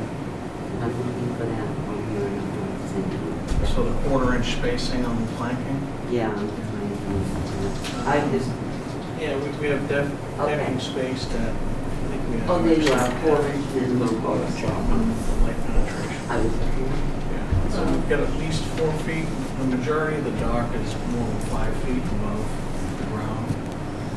So Division of Marine Fisheries in the small dock guidelines forever were 1 foot, for every 1 foot width, you'd have 1 foot vertical separation from the salt marsh. They've recently started recommending that you get 5 feet of separation now, even for a 4 foot dock. So we all obviously are always trying to keep these generally reasonable profiles, so because they do get taller as you get to the end, generally with the land slopes. So we keep a minimum 4 feet for a short span, and then it gets more than 5 feet, probably a third of the way into the salt marsh. So the majority of this dock is well above 5. No questions? Yeah, no questions. I was trying to remember. I feel like it was very similar to the other one. It's not as long that you need the walkway over. Right, so that was a dock that was fairly flat. Yeah. And you have to be able to provide at least 5 feet of height for a 10-foot span between low and high water. So we have that ability because the ground drops off. Okay. You're talking about the public access part? Yes. Yeah. This is still on private property. No, but you always have to Provide. With the public access to the water. For fishing, even across the dock. So But you don't need the ramp out. not when you can walk under it. When you walk under it, that's You it. need a 5-foot vertical past at least 10 feet wide. I could walk under 5 feet. Yeah, you could. Most of us can. I get it. No, I'm good now. Lisa? Thank you, I'm all Jen. set, thank you. Amy? Yeah, no, I looks like a pretty thorough submittal. Obviously, going to go to Chapter 91. There's no DEP file number, though, so unfortunately, we cannot close tonight. but- Right, talked to Greg about that, he was on today unfortunately, but I figured we could continue. Anybody in the audience? John, what's the access from the house to the, bar? So, this is all open, very steep, as you can see the contours. Yeah. There's sort of a natural opening between the ledge. This is all ledge outcropping. Over on this side of the property, there's sort of two driveway systems that come in. There's a driveway, crushed stone driveway that goes to here. This is a little bit more navigable in this area. This is fairly steep. So is there any alterations proposed to get from there to the dock? Are they any kind of No, but I think what... pavers? I mean, you're in the buffer zone, so it's just gonna be a path? Right, no, just grass. But I think you will see another application from this owner for some activity down beyond 100 feet for maybe a pool house down the road. But there's no clearing or anything like that to get? No, it's fairly open, actually. It's grass. There's Frank? specimen trees that we have on the plan. It's, Beautiful property. pardon me? It's beautiful property. Yes, it's gorgeous. It's one of those unique properties. When you talk about the pool, I was just looking at an aerial. So see the how it the goes river's down. here, the house is here, Yeah. all the ledge is here. Is the pool going to be closer to the river? Yes. Okay, because otherwise it'd be like blasting like Right, crazy no, no, anything that's- closer. That's Yeah, the well- existing dock and the adjacent property, right? Be down So they'd be this- over here. Outside the 100, most likely. Definitely outside the 100 in a riparian of the river. But that's just a concept right now.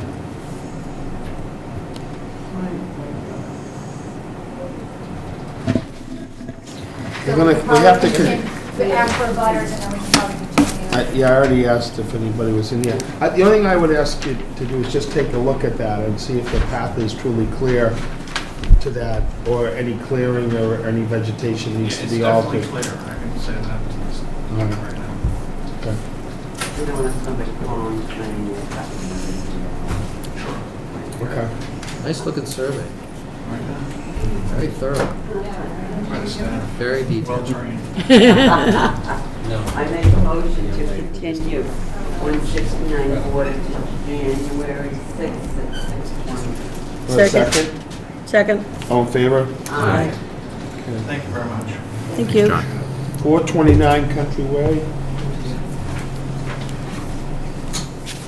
On December 16, 2019, during the 6:15 meeting at Town Hall, Scituate Conservation Commission will act on the request of William and Grace Martin for determination of applicability of the Massachusetts Wetlands Protection Act and the Scituate Wetlands Bylaw to repair a septic system and leaching field on property located at 429 Country Way, Scituate, of others and other interested parties invited to attend. Good evening. Good evening.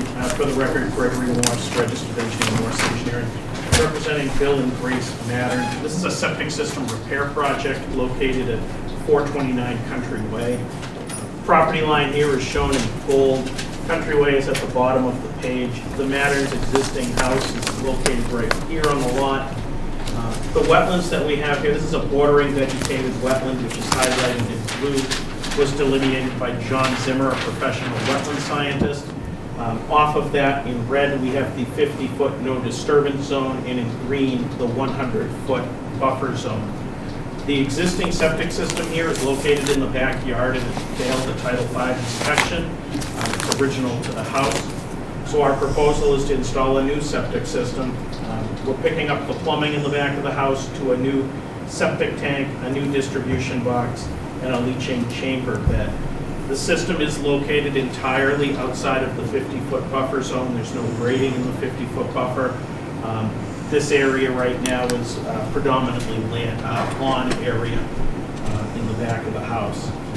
At the closest point, the leaching system is 64.6 feet.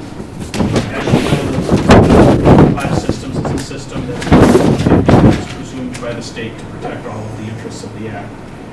The area would be restored with lawn surface when it's done, and we have erosion control. at the down gradient limit for it. Okay.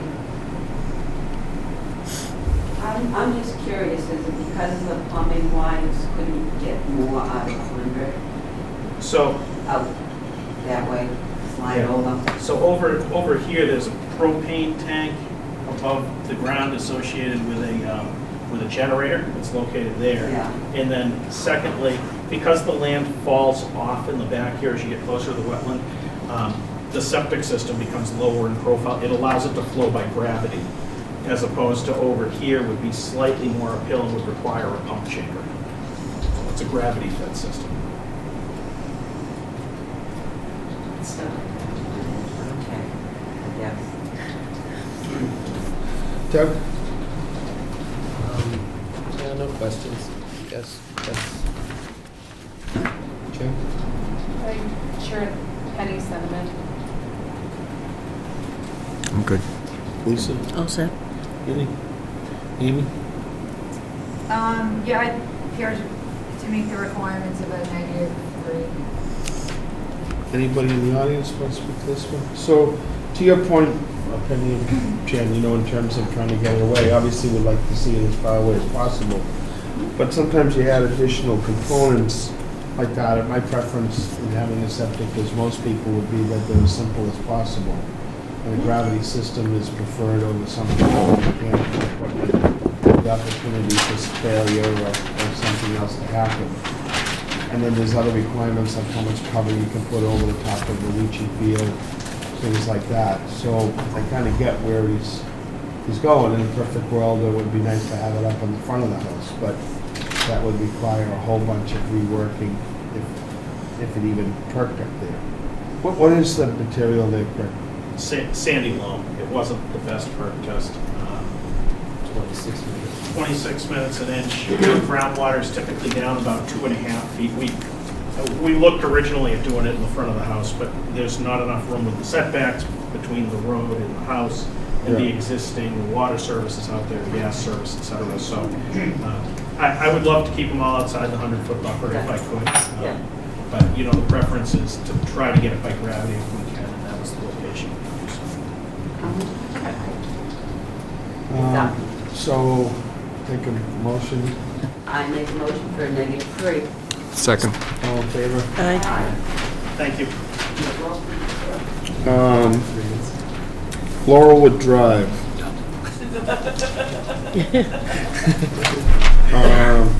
On December 16, 2019, to the 6:15 meeting at Town Hall, Scituate Conservation Commission will act on the request of Mary McKay and Patrick O'Brien for determination of applicability of Massachusetts Wetlands Protection Act and the Scituate Wetlands bylaws to see whether boundaries of resource area depiction on plan referenced are accurately delineated on property located at Laurelwood Drive, Scituate. Abutters and other interested parties are invited to attend. Thank you. The applicant owns a 11.75 acre parcel of vacant land off of Laurelwood Drive, which is in the west end of Scituate. And we surveyed the property back in July and August. When we were out there, we noticed there's a potential wetland in this area. We had Grant Holmes go out and flag it, and at the time he had flagged that as a isolated wetland. We have done perk tests on the property for 5 lots, which are the subject of an application to the zoning board this Thursday evening. We filed the RDA to have this line confirmed, and Brad was out there today with Art Allen, and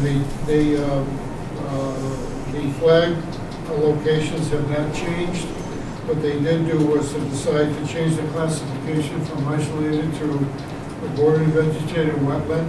When Brad was there in the summer, it was relatively dry, but staying in this area, they saw some water flowing into the backyards of these homes on Vernon Road. They did not want it along the private property. But for good measure, they changed the classification from IVW to a PVW. Based on that, I revised the plan today, and I added a note accordingly. I put a revision block on it. Brad called me this afternoon after he went out there, and he said that, you know, again, the line didn't change, only the classification. Well, can I just jump ahead just, Yeah. why isn't this an INRAD? Well, the, when we did this originally, it was an isolated wetland. Under the zoning bylaw, when you do your lot areas, an isolated wetland can be included as an upland area. And so when we did the plan for the zoning board, by the way, the lots are all over 2 acres, so they have more than enough upland. And we aren't doing any work within 100 feet of this anyway. The septic systems are all up in this area. We're gonna have a common driveway coming in here. But we had this located because we knew it was a potential wet area. And I didn't know what the lot layouts were gonna be. We did lay out a 10-lot subdivision. You know, had they gone with that, then we would have been working within 100 feet of this. But the owners decided to cut the project in half.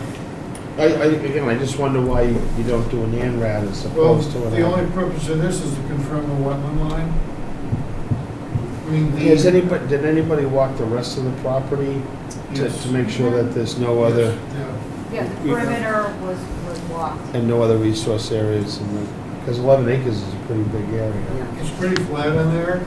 You know, the land slopes in this direction, comes down toward the street, and some of it comes in here. You know, this is a low area, and then it comes up, but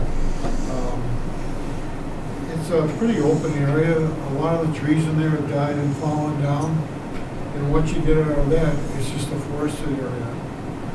It's a beautiful piece of land.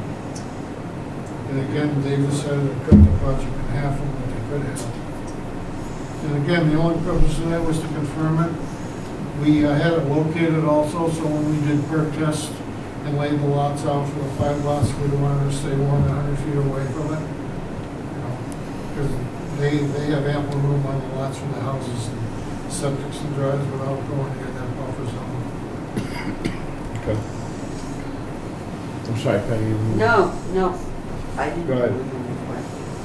Just for you, maybe? But Yeah, right, so- Usually if, well, I had. So it would be a positive determination, and we're agreeing that it's a bordering vegetative wetland. So, any work out there that they're subject to, like they're within 100 feet of BBW, would require filing. Usually, when you file an ANRAD, you're looking for the protection too. You get a 3-year, that line holds for 3 years, correct? Is that the same with an RDA? Do you Yes. get that same protection? Yeah. Okay. The RDA is, I mean, one thing, I mean, this is in resource protection area too, but that's really separate from what we're looking at. But when they go to zoning, I mean, they'll be looking at all of that. Okay. That was my We'll only have to question. file stormwater permits for each lot with a planning board, because we'll be outside the 100-foot buffer zone. And septic's from the Board of Health. Jen? I guess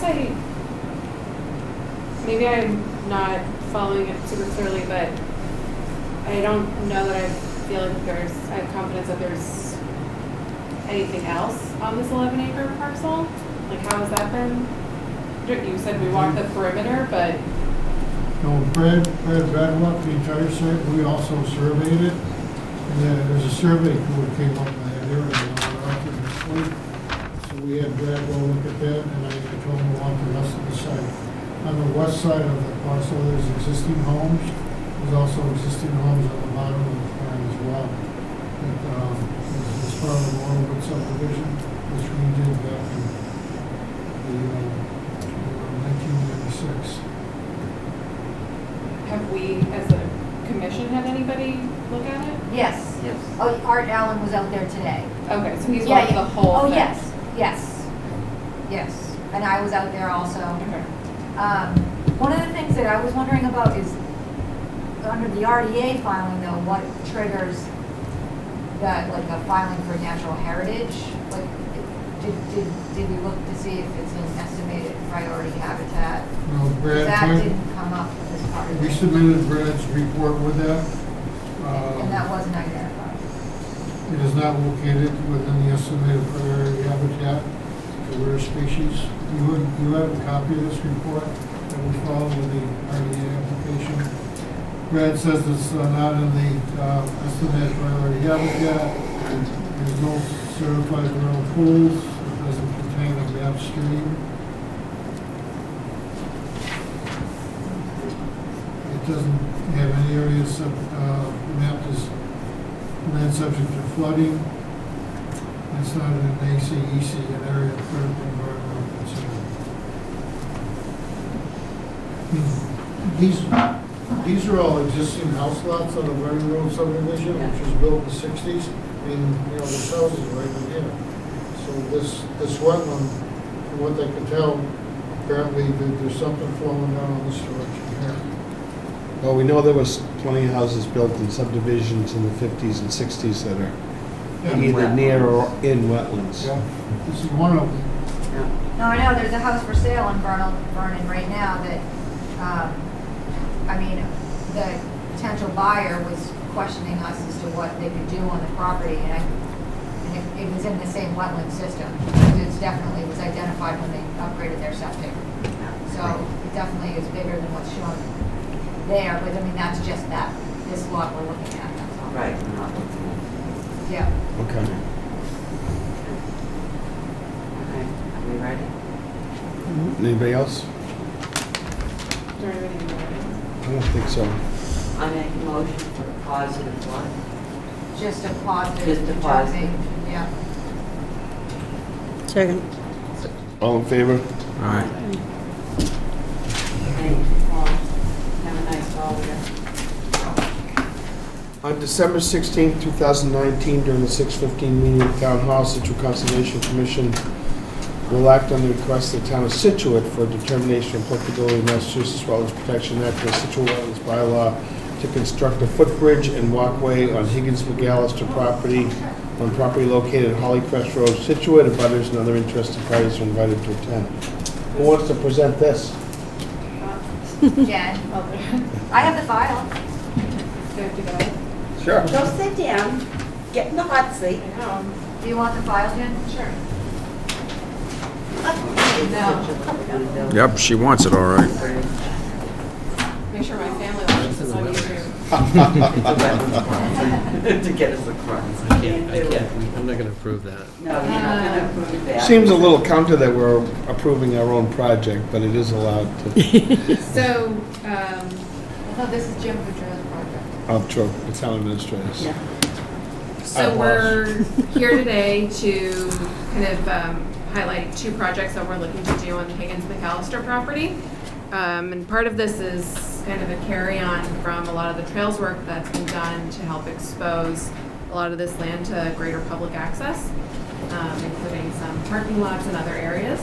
But specific to this Higgins McAllister property, if you look in the narrative that was included, you can see there's two structures that are being proposed. One is a bridge and one is a walkway. Each of them will have similar construction. They'll both be about 4 feet wide, just varying in lengths and varying in the height above the ground based on the topography of the land. They'll be constructed of a southern yellow pine with limited disruption to the earth. If you look at the location map in Part 5, you can see kind of the two spots where they're going. The walkway is one and then the bridge is the other. And the walkway is much shorter. The walkway is only 35 feet. And the bridge, which is much longer, is 85. And that's really kind of traversing a much, it's a rocky area, and there, depending upon the water flow at the time, there's a lot of water. Any? No, no questions. Doug? Well. Young lady. Sounds fun. That sounds great. It looks good, too. Excellent. Amy, you want to Yeah, so, I mean, this is a great project. My understanding is we might have some Eagle candidates that are gonna help construct the project, but, I mean, yeah, super thrilled to get people out there in the woods and provide greater access to these trails, so, great. I think it's consistent with the negative. Great. So this is similar to the bridge and walkway that we did on which trail? I don't know, a trail out there. That we've already have Big help. in part of our trail network. And as Jen said, this is actually going to work to expand a part of our parking and access project that's starting up.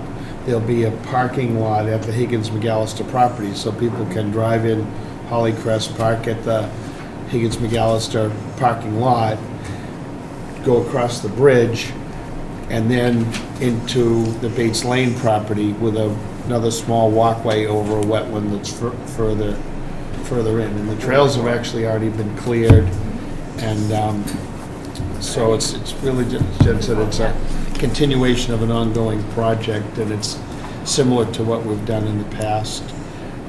If anybody wants to, I've spoken to the Boy Scout troop in Scituate, and sometime in January, they've invited us to attend a meeting and pitch our projects.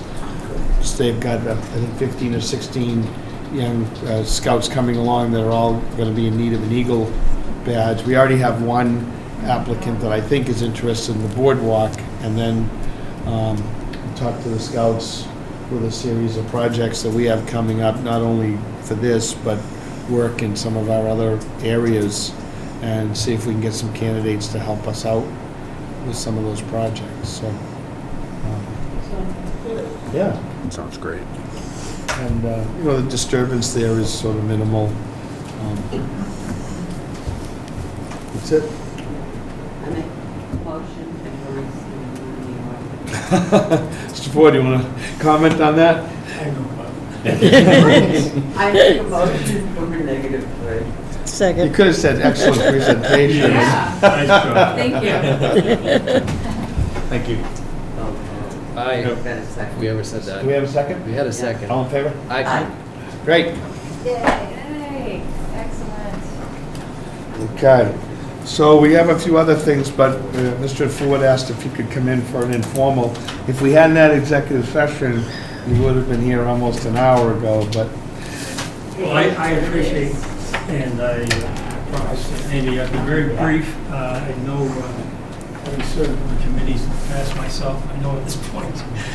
so why don't you just, for the record, state your name and address? Okay, I'm sorry. I'm Chris Ford, and I'm currently living at 264 First Parish Road in Scituate, and I acquired the property at 44 Captain Pierce Road in July. And you may remember it. It was the Versoid property on Captain Pierce, of course, and we have worked diligently to restore that house, which I understand most of the bidders were going to take down. And they tell me the neighbors are really happy that we saved that property. And so what we're working on now is what to do about the barn. And the barn is such a beautiful historic barn. And we have permission to raise it with AZ, the kind of raising we don't like to do. And we're struggling to find a way to save it. We will build on no matter what, we have to take the barn off the foundation, because we will be getting as permitted, we will be constructing a two-bedroom house on the present foundation. And the question becomes, what, if anything, we can do with the barn? And we're looking to relocate it on property, and that's why I'm here tonight. And I don't know the best way to do this, but if I can show you on a larger plan. Morse Engineering is doing the work for us. But essentially the barn sits as shown. That would be the copy here. I'm giving you copies of this so you can look at it up close to yourself. I sent all these around, you guys all got these. Oh, okay. You know. Okay, well, Okay. I have something in addition to that too. Because what, we brought this proposal before the building inspector, and initially, they said, great, submit a permit accordingly. No, we need your approval because you're in auto conditions review, and we're going to need your approval. So before we go too far down that process, we're actually going to be seeking a change of the lot lines between the two properties, and since I own both, that shouldn't be a problem. We'll get an A&R, and it'll be an equal exchange of land, which will provide us the setbacks we need. The issue is we want to stay out of the 50, but we just don't qualify with this setback, and so we have to slide the barn over, and that's what this represents. An effort to give you some of those, more of those here. Is this counted as a rear yard? Is it what? Is he counting that as a rear yard? Is that why you have to slide it over? He's counting that as a rear yard? Yes, he is. Yeah, we need 30 feet. Is that That's why? Well, actually, Neil's initial reaction was, he did not consider this a rear setback because of the curved nature of the lot. Yeah. And so initially they said, fine, we can work with that purple line. But they said, well, there's issues with this building envelope here, and if they have to be 30 feet back here, that should apply to you as well. And they said you could seek a variance, and they would recommend giving us a variance because of the unusual nature of the lot. Greg's experience, most with seeking variances, is that they're pretty hard to get. And so the option for us is to slide the barn. We're asking you for permission to locate the barn within as much area as shown there, relatively small area. And we would do enhanced improvements. We'd have Brad Holmes come down and recommend elements to enhance the wetlands area. Something like everybody should remember is that tonight, Mr. Ford's asking Opinion. sort of the board's opinion as to how to proceed, and then Right. and he and I had a discussion about this a little while ago, that whether this was something that the board might consider or not consider, and at the time I said, well, come up with some sort of plan and let's see what happens. I think originally when this was approved, don't forget, we've already conditioned both these lots. But when we conditioned it, I think that the time that the commission was thinking that the barn was going to be converted to a home. Yes. And the barn's in pretty tough shape. I actually did a home inspection for someone prior to Mr. Ford, so I had the ability to go through both properties and take a look. And the floor's rotted out in part of the barn, and it's a stone foundation. So to save it, it's going to need some work. And But- the order conditions did specify the option of building a new home. Right. So, So we have had sort of both. Again, I sort of had not envisioned it being as an aggressive project as what's proposed here, but if that's what they're asking us.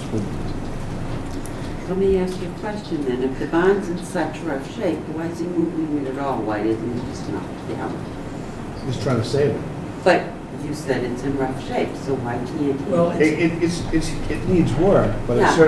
it's savable. So why does he need the new house? I mean, I'm all confused, because I thought when You we are did this originally, it was giving what is a condition for the barn to be converted into living space. and/or raised for the new construction. That kind of came about at the very last end. I obviously Suddenly a note missed was that one. filed, yeah. But so now he wants to move the barn and put a completely new structure out front. Huh. I say it's a different ball of wax. Yeah, you guys know what we're Well, It's not the same project. Keep in mind, we could build a new house under the present order of conditions Yeah. and tear the barn down. That's right, Right. but not both, so I say it's a new. But I thought, I kind of hate to tear a beautiful barn down like that when it can serve a purpose of the property. It's never going to be good enough to be a house, but to become a garage for an automobile, to have a loft. You know, I brought an appraiser out there, and he said, you know, you're never going to get your money back. You know, whether you own it or sell it, he said, it's going to cost you so much to. But we're looking to save the barn. We just think it's a historic, beautiful piece of property, and would make a nice building, and someone would find this a very attractive project. I think what Penny's saying simply is that it's a separate project. She's looking at it as a separate project, not just as added to what has already been approved. I think, am I saying that right, Penny? Well, because part of the question was, could this be an amendment to the orders that we did as opposed to a new file? I think it has to be a new filing personally. Kind I of don't agree with say her. that's an amendment. What's the normal threshold for an amendment versus a new filing? Well, I mean, I don't have it with me, but there is a policy on amendments. Right. And basically, the difference is going to be fees, for one, but they both will trigger a public hearing. So request to amend is whether or not you guys feel like this is a new project or not. I mean, you get the same ability under an amendment as you would under a new notice of intent to question the, you know, and everything, like it was a new project, but it's the same DEP file number. And so I'm not so sure that DEP actually is going to give you scrutiny so much. And my thoughts on this is that it's a new project too with, I mean, it's just, it's different than what was originally submitted under the notice of intent.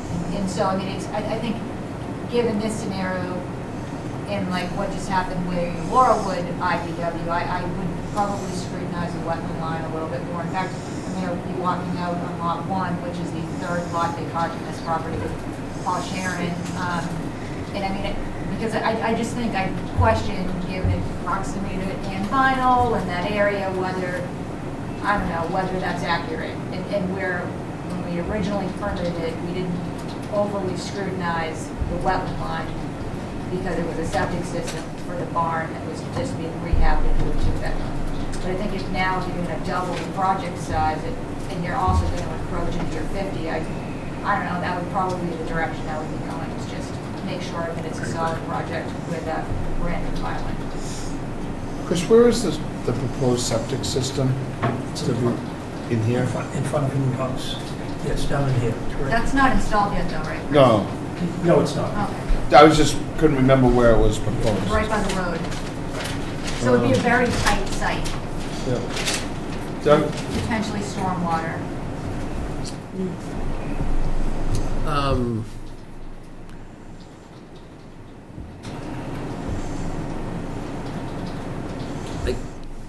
I guess I feel like, I don't know. I mean, I don't feel like I've done enough of these to say whether I think it should be, I don't have the experience to say whether it should be a new filing or you can actually do that under amendment. Definitely, I think it needs a hearing, but. I'm sorry, if you, we cannot prevent him from asking, so this is informal, right? You don't have to Right, give we're an just trying to answer. give him some good So I direction. guess if you want to proceed as a request to amend, then what we would ask you to do is get a plan set together and get a letter saying request to amend, notice of intent, and then you would go through and you would bullet everything that's different between the approved project and the proposed project. And so then you guys would look at it and you'd say, is this a new notice of intent or do I want to amend it? I've got it now, And if you finally. say we'll amend it, then we advertise it as a public hearing. So either way, there's kind of an intermediate step. This is not the step that you would see the plans before. Right, yeah, I was just trying to help with direction on that. I think me personally would, I don't know if you're even going to attempt to go for a variance, but I would be, personally, I would support the idea of the commission writing an endorsement for a, a recommendation for a variance to pull it out of the 50. Because oftentimes on lots like this, it's considered a side yard. Yes. And there's a 15-foot difference, so it's, that it just, It makes a big difference right now. yeah, and it just seems to be a little bit subjective, how you handle it on a lot like that. So the But zoning then board, we so the could zoning get board involved looks with at it and say, well, you want to give him relief from their requirements, and they're gonna look at it and say, well, we want relief from our requirements. Right, and so be Mr. it. Ford winds up being stuck in the. Yes, and I don't want to do that. I mean, I wouldn't deny the project because of that, but I like the idea of that step being taken if it's not too Perfectly frank, the expensive. easiest step for us would be to demolish the barn Mhm. and just, put in a smaller garage. And it would be out of the 50, and it would not be impacted by the zoning issue because it would be smaller. And, but it was just, it was an emotional thing about, it'd be nice to save this barn, that's all. And, Well, I saw the picture. I kind of, Yeah. I had an 1850 barn on my property. Yeah. It was well over $100,000 to save it, and I think we all sat around and cried while it was being crushed by. Yeah, and I may regret saving it. So, well- But I think my son's gonna be living here, and I have grandkids, and they love the idea of a barn and all that, so we're trying to go that road. Jen? I share all of those sentiments. Richard? I already said it, yeah. Yeah. Lisa? Say yes. Yes. Andy? So just for my 2 cents on this, and I've done both, we saved a barn in the West End, we did the math for the customer. Originally, they wanted to convert the barn to living space. By the time we did the math and we did all the code compliance and all that stuff, it wasn't worth it for them to do that. Luckily, we were able to move the barn, but the complications with that, it's a labor of love to actually save Yeah. this piece, which is nice. I think the other thing to remember about this site, if anybody walks out on there, is the site's fairly well altered. I mean, it's overgrown over a period of time. There was clearly yard and other things out here, and the people got older and just didn't take care of it, and the place has sort of grown in. But at one point, there was a lot more yard here. Now this is sort of kind of a grown-up area, but this, there's all kinds of, for lack of a better word, crap that's all out here, trash and different things that could certainly be cleaned up. And I guess my own personal opinion would be to look and see whether or not in the process of allowing this, if there couldn't be some enhancement over here. You have a small wetlands, it might actually be attached to something bigger, but if we allowed him inside the 50 but got some enhancement over here, it wouldn't, I would think that could be a gain. And I know that it's a bigger project, and I know that there's other things going on, but they have permission to already do part of this, and they're looking to, I don't know what the harm is of filing and I don't think there's a real need. I think if they almost achieve the same thing. You're gonna advertise it, so if there's people that anticipated seeing something happen, they're gonna have the opportunity to come in here and give their opinion, because it's gonna be advertised. He already has a file number. And rather than go through that whole process, you just go to the amended. Yeah, it's the same review. I mean, it is true. It's just calling it a different name. I mean, but you're gonna get the same opportunities to review it as an amended. And you notice of can- intent. I mean, it's the same scrutiny we're gonna give, like, it may or may not trigger the stormwater bylaw for this extra area. I don't know. I think we need to see the plan set, But the other thing, right? and the other thing is you can say, you know what, I don't particularly want that. I don't want to see anything within 50, regardless of what he's going to do. I'm giving you my 2 cents up front. It's subject to No, I appeal. just, think it's a whole home Amended orders project. are subject to appeal, Yep. just like a I mean, regular. I'm not against the project, I'm just saying, I think it's a whole new project. It's not what we originally thought we were going for. That's all. Whatever, but it's just a discussion. When you go on the site, I'd like to go with you. To see, Oh, yeah. Yeah, You live in let's see the the big area? picture. I used to live in Which Amsterdam. house? This one? It's Yes. beautiful. This one's you renovated? Yeah.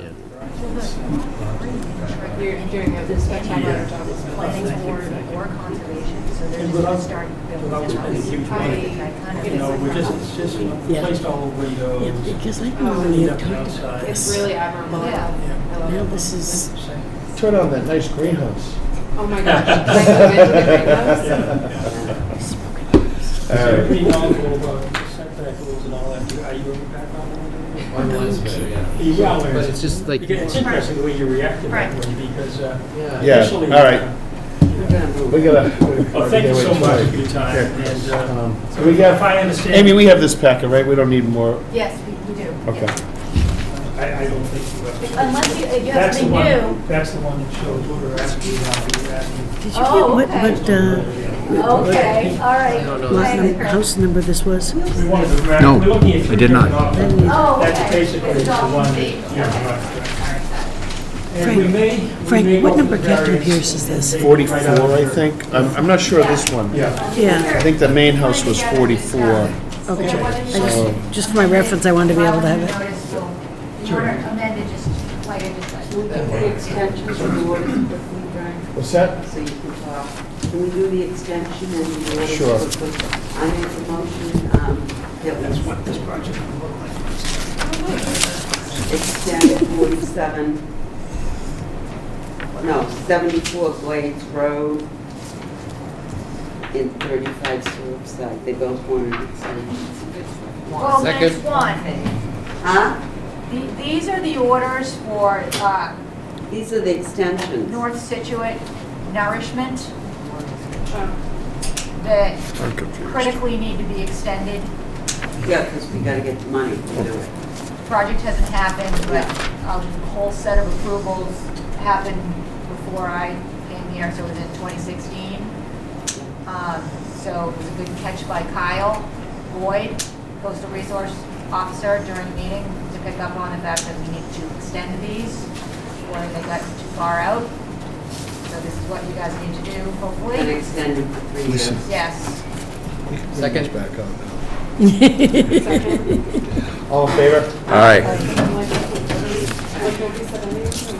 make a motion that we accept the orders of condition as written for 210 Central Ave. Second. Rich? I'm good for now. Second. All in Second, favor? All right. I make a motion we accept That the wasn't a orders question, of that was a condition for 20 Bridge Hill as written. Second. All in favor? I, I make a motion to accept the orders of condition for 18 Quicks Road, application as written. For the second? Second. All in favor? I, Aye. I make a motion to accept the orders of condition for 20 Quick Road, to raise and rebuild as written. Second. All in favor? All right. Okay, and also, we're going to issue certificates of compliance for 58 Oceanside Drive with Elevate Yeah. and 36 Cornet Stetson Road, which is that septic system that they're doing, and that was work that was never commenced. And then, I brought we had bags some too. really quick things that we wanted to talk about enforcement-wise. Yep. One of them was Herringbrook Meadow, So we got a picture right of a here. plume of sediment being released from Herringbrook Meadows into the marsh. Thank you.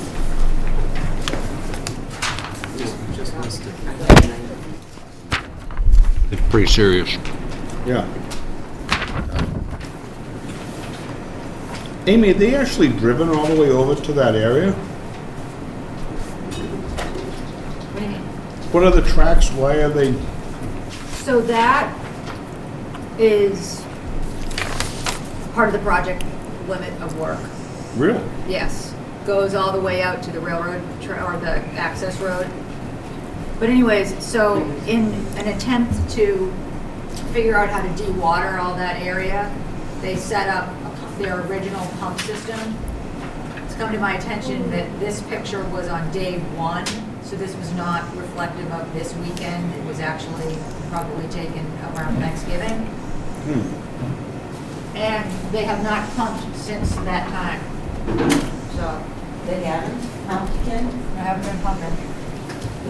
Why, they're all just winter? They haven't been pumping because there's so much water there that they couldn't pump it down. Are we looking at a bank here?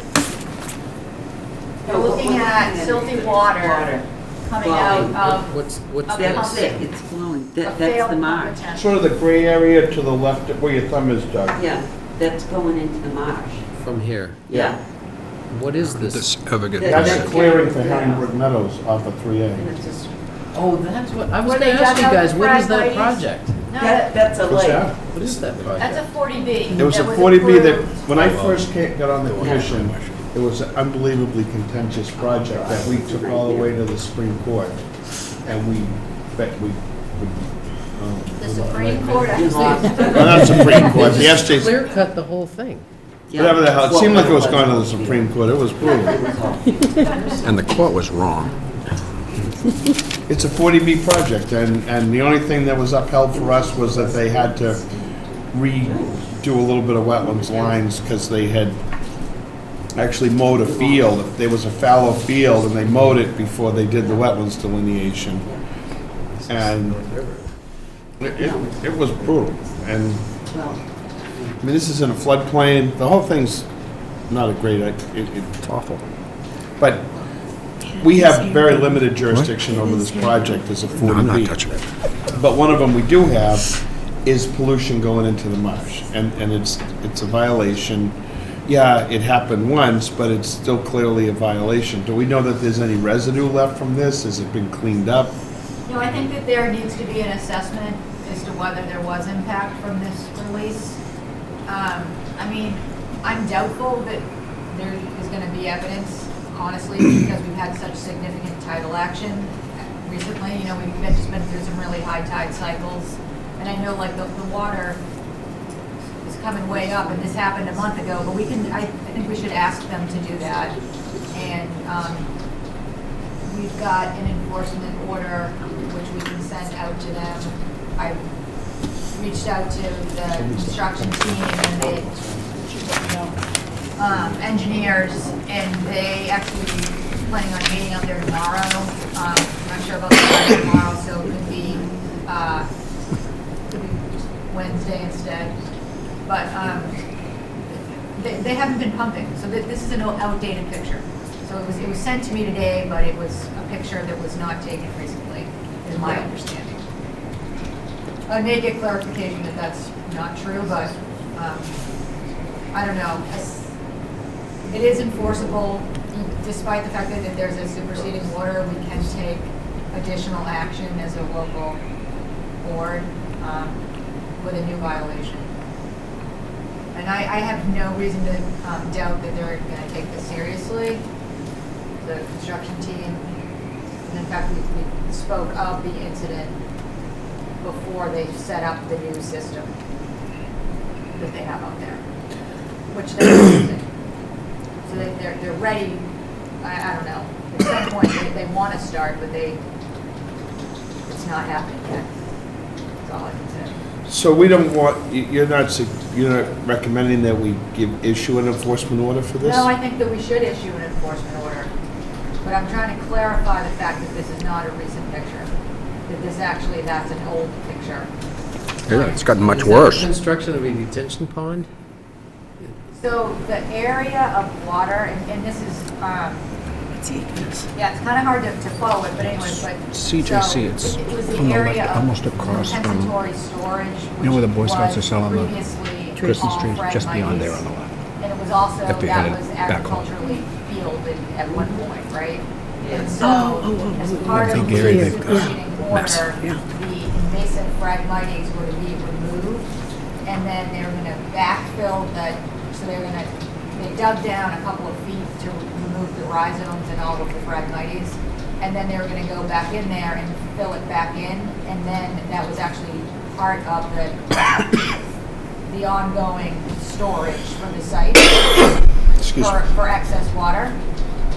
But so now they dug it out, but before they were able to re-backfill it and establish the grade that it needs to be at. Filled up. It filled with water. It's going to keep doing that, So too. it filled up with not only groundwater, but also rainwater. Okay. And I don't know what the exact depth of the water is currently, but I think the last time I was there was probably like at least a foot of water in there. So they can't dewater it right now. No, it's too much water and it would just be for nothing, you know what I mean? So I mean, It would one fill back thing in. I've heard them say is Right. they might wait until it freezes over. And then, because they need to be able to drive a machine in there. And they're not going to be able to get the machine in there without it getting stuck. I mean, it's a pretty serious issue, actually, for construction management. I don't Well, think considering any of the forecast for the 3-day forecast of low teens, Wednesday and Thursday, It's gonna have to freeze a lot hotter than Oh, that it's to gonna- drive a machine in there. Yeah.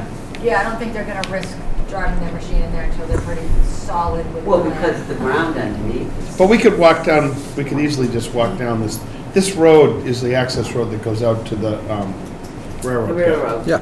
Well, they're happy to let us on the site. In fact, I've been going out there about once a week. Yeah, And, I mean, I have been there after this photo has been taken and the silt is gone.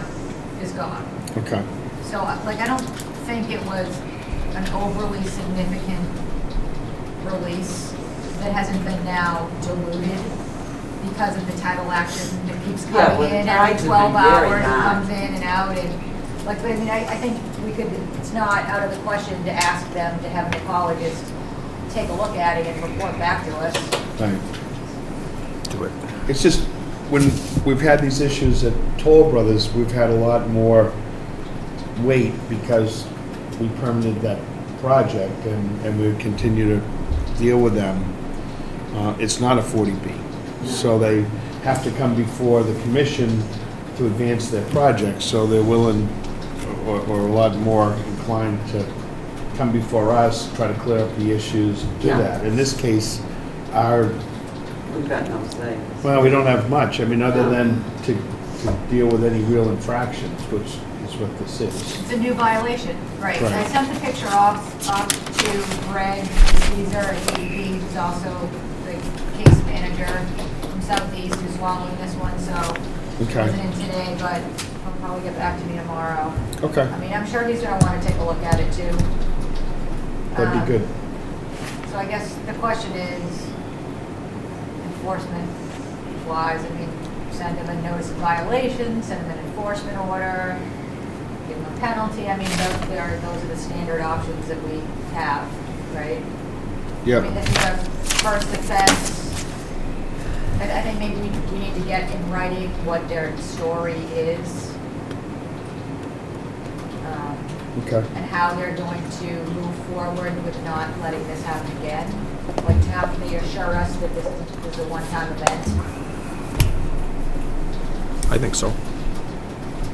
that's I mean, reasonable. they may need to get a frac tank out there, I'm thinking, to pump the water into, let it settle out, and then, you know, release it through a series of, I mean, there's ways of people.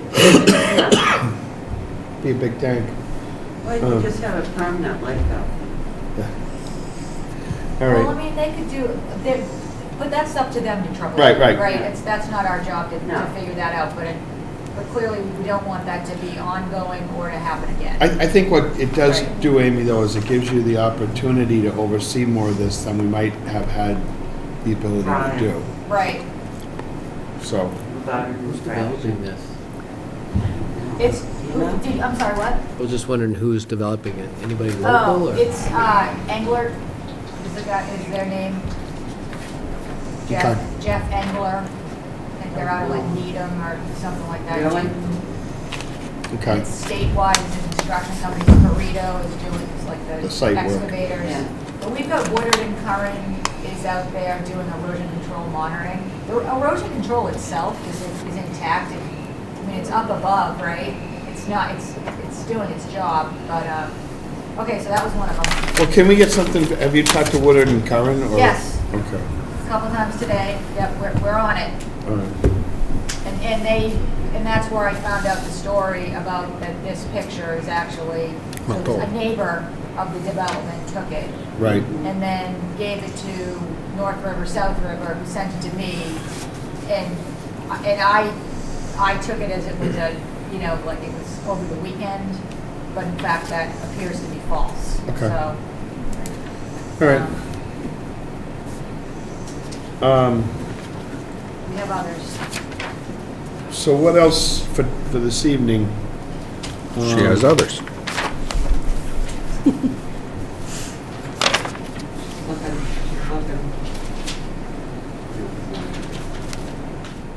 Does anybody remember, we got a request last year from the people that wanted to do the ferry doors? Oh, yeah. We had this We said for no. 99. And I know you weren't excited about it, Penny. I'm still not. And have you ever had that on any of the properties, people that want to come in? What's the name of the group? Very doors. Quest. Quest. Oh, yeah. Yeah, so they've asking if they can do this on one of our trails. It's off of Indian Trail, it's a small trail that goes from Indian Trail out to Old Gannett Road. And they're asking for the opportunity to do this here. And we kind of knocked it around last year, and I think the decision was what, that we would consider that? We said no, but We then did say no. we subsequently talked about like a temporary permitting fee that they could pay, or like, we also talked about that for maybe like the driftway trees or other kind of like community initiatives where they could pay that fee and then get it back if they, once they removed it. So Is that a trails discussion? No? No, I think it was us talking about that. Have you, We did definitely had to they do discuss any of these on any of your? I don't think it was that company. We've had versions of that. Yeah. Like questing groups, and we've done things like that, but not, I don't know if This it's is, quite. Andy's working through the trustees, Oh, yeah. so they got plenty of Yeah, experience. we've done things like that, but that's under our control. Right. I mean, it's a way, they came in, they made their presentation and talked about how positive it would be getting kids out there and Yeah. experience and all that. And Penny just didn't see why they just couldn't look at the toads on the ground I instead of. disagree 100%. Nature should be nature, Right. and we open ourselves up. As far as I'm concerned, you But- say yes to But I do one. think there was a number of us that Everyone. felt a little differently. I know that. I'm just stating my opinion. Again, Were they gonna charge a fee for this, or? no. So we were just, they're back at us asking if they can go there, and I just couldn't remember all the details, but I thought that we were going to allow them, They want to put their manual together, right. right? 'Cause they have like a little story. And their signs and stuff, yeah. Right. They had made reference to doing it in Cohasset. That So, was their pitch. But my concern was that, okay, and this is something Penny had brought up, about all the stuff that gets left behind. Who's going to be in charge of maintaining it? but I think that, Kids. Because No, Frank? That's what I just said, Frank. I think if anybody is gonna this do is a that, pretty they should established- maintain it. this one seemed like a fairly established group, and they had some pretty Yeah. good criteria, and they were guaranteeing that they were gonna clean this up when they were done, and this isn't some. Well, they do it with a lot of the schools, they said. Right. So I guess it's a little more credible Yeah.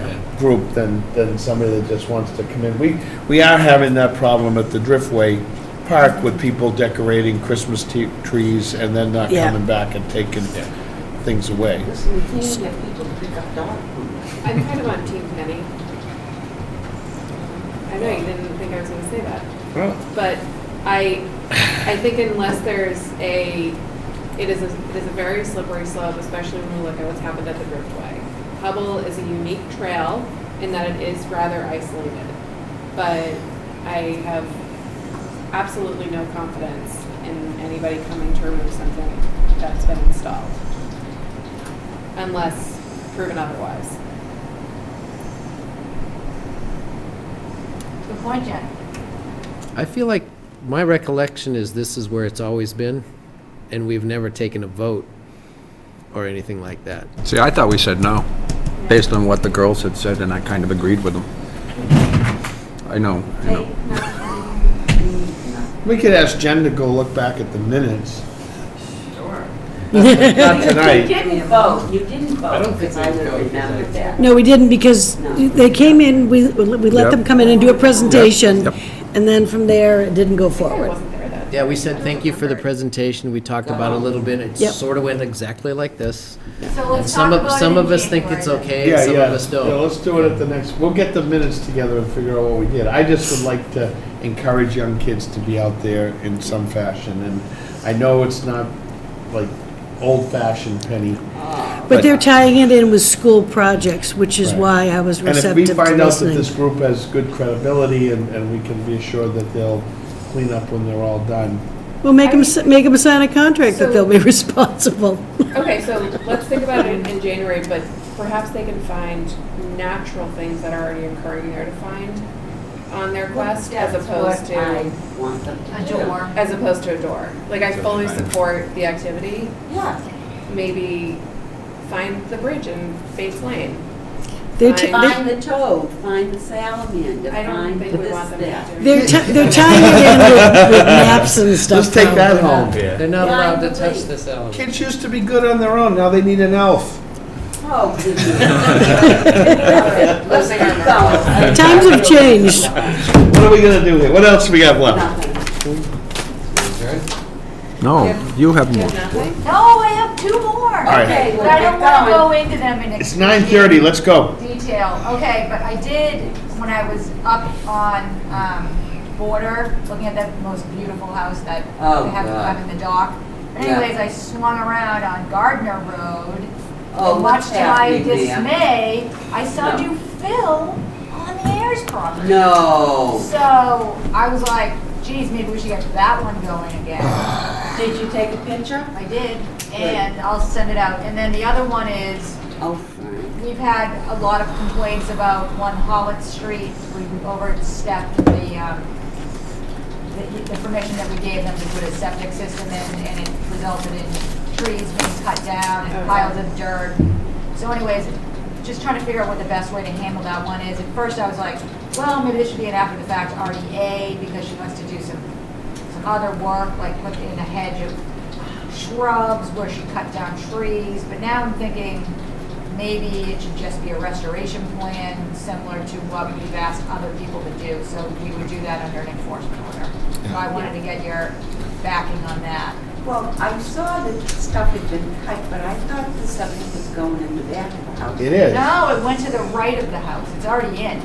The septic's in the back of the house. Yeah. But they cut I down know. trees and grubbed an area right down to the marsh. Yeah. That's No, the not, leaching field's No, on the that right. wasn't, the leaching, if you face the house, yeah. the leaching field is at the back of the house, but it is also to the right. Okay, We're- okay, all right. We're all in the The same house spot. is- It's Yeah, up- yeah, yeah, okay. It's the yeah. highest on the rear upland Yeah, side. yeah. in there, but they had nothing on the plan about doing No, anything well, that's between what the I'm house saying. They, and the marsh. Correct.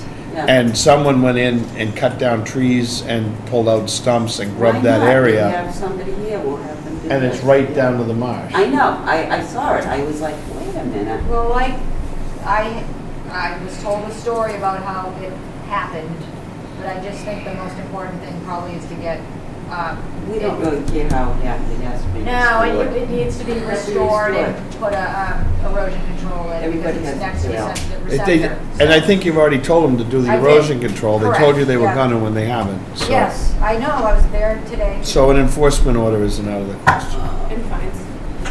Merry Christmas, Yeah, and a No, I happy love new fine. year. yeah. Okay, One more, one more? you said you had another one. I had two, that's two. She said two. Wallet and Ayers. You weren't listening. I only heard one. Done? Yeah, I did too. What do you mean, that's two? That's And two. that's why you don't remember the thing about the ferry doors. I remember the thing about it. I make a motion to adjourn. Second. Oh, I'm gonna try to guarantee you that we will only have one or two of these meetings that go. Oh, they really, most of them aren't this bad. It's 4-3 so far, we can't adjourn.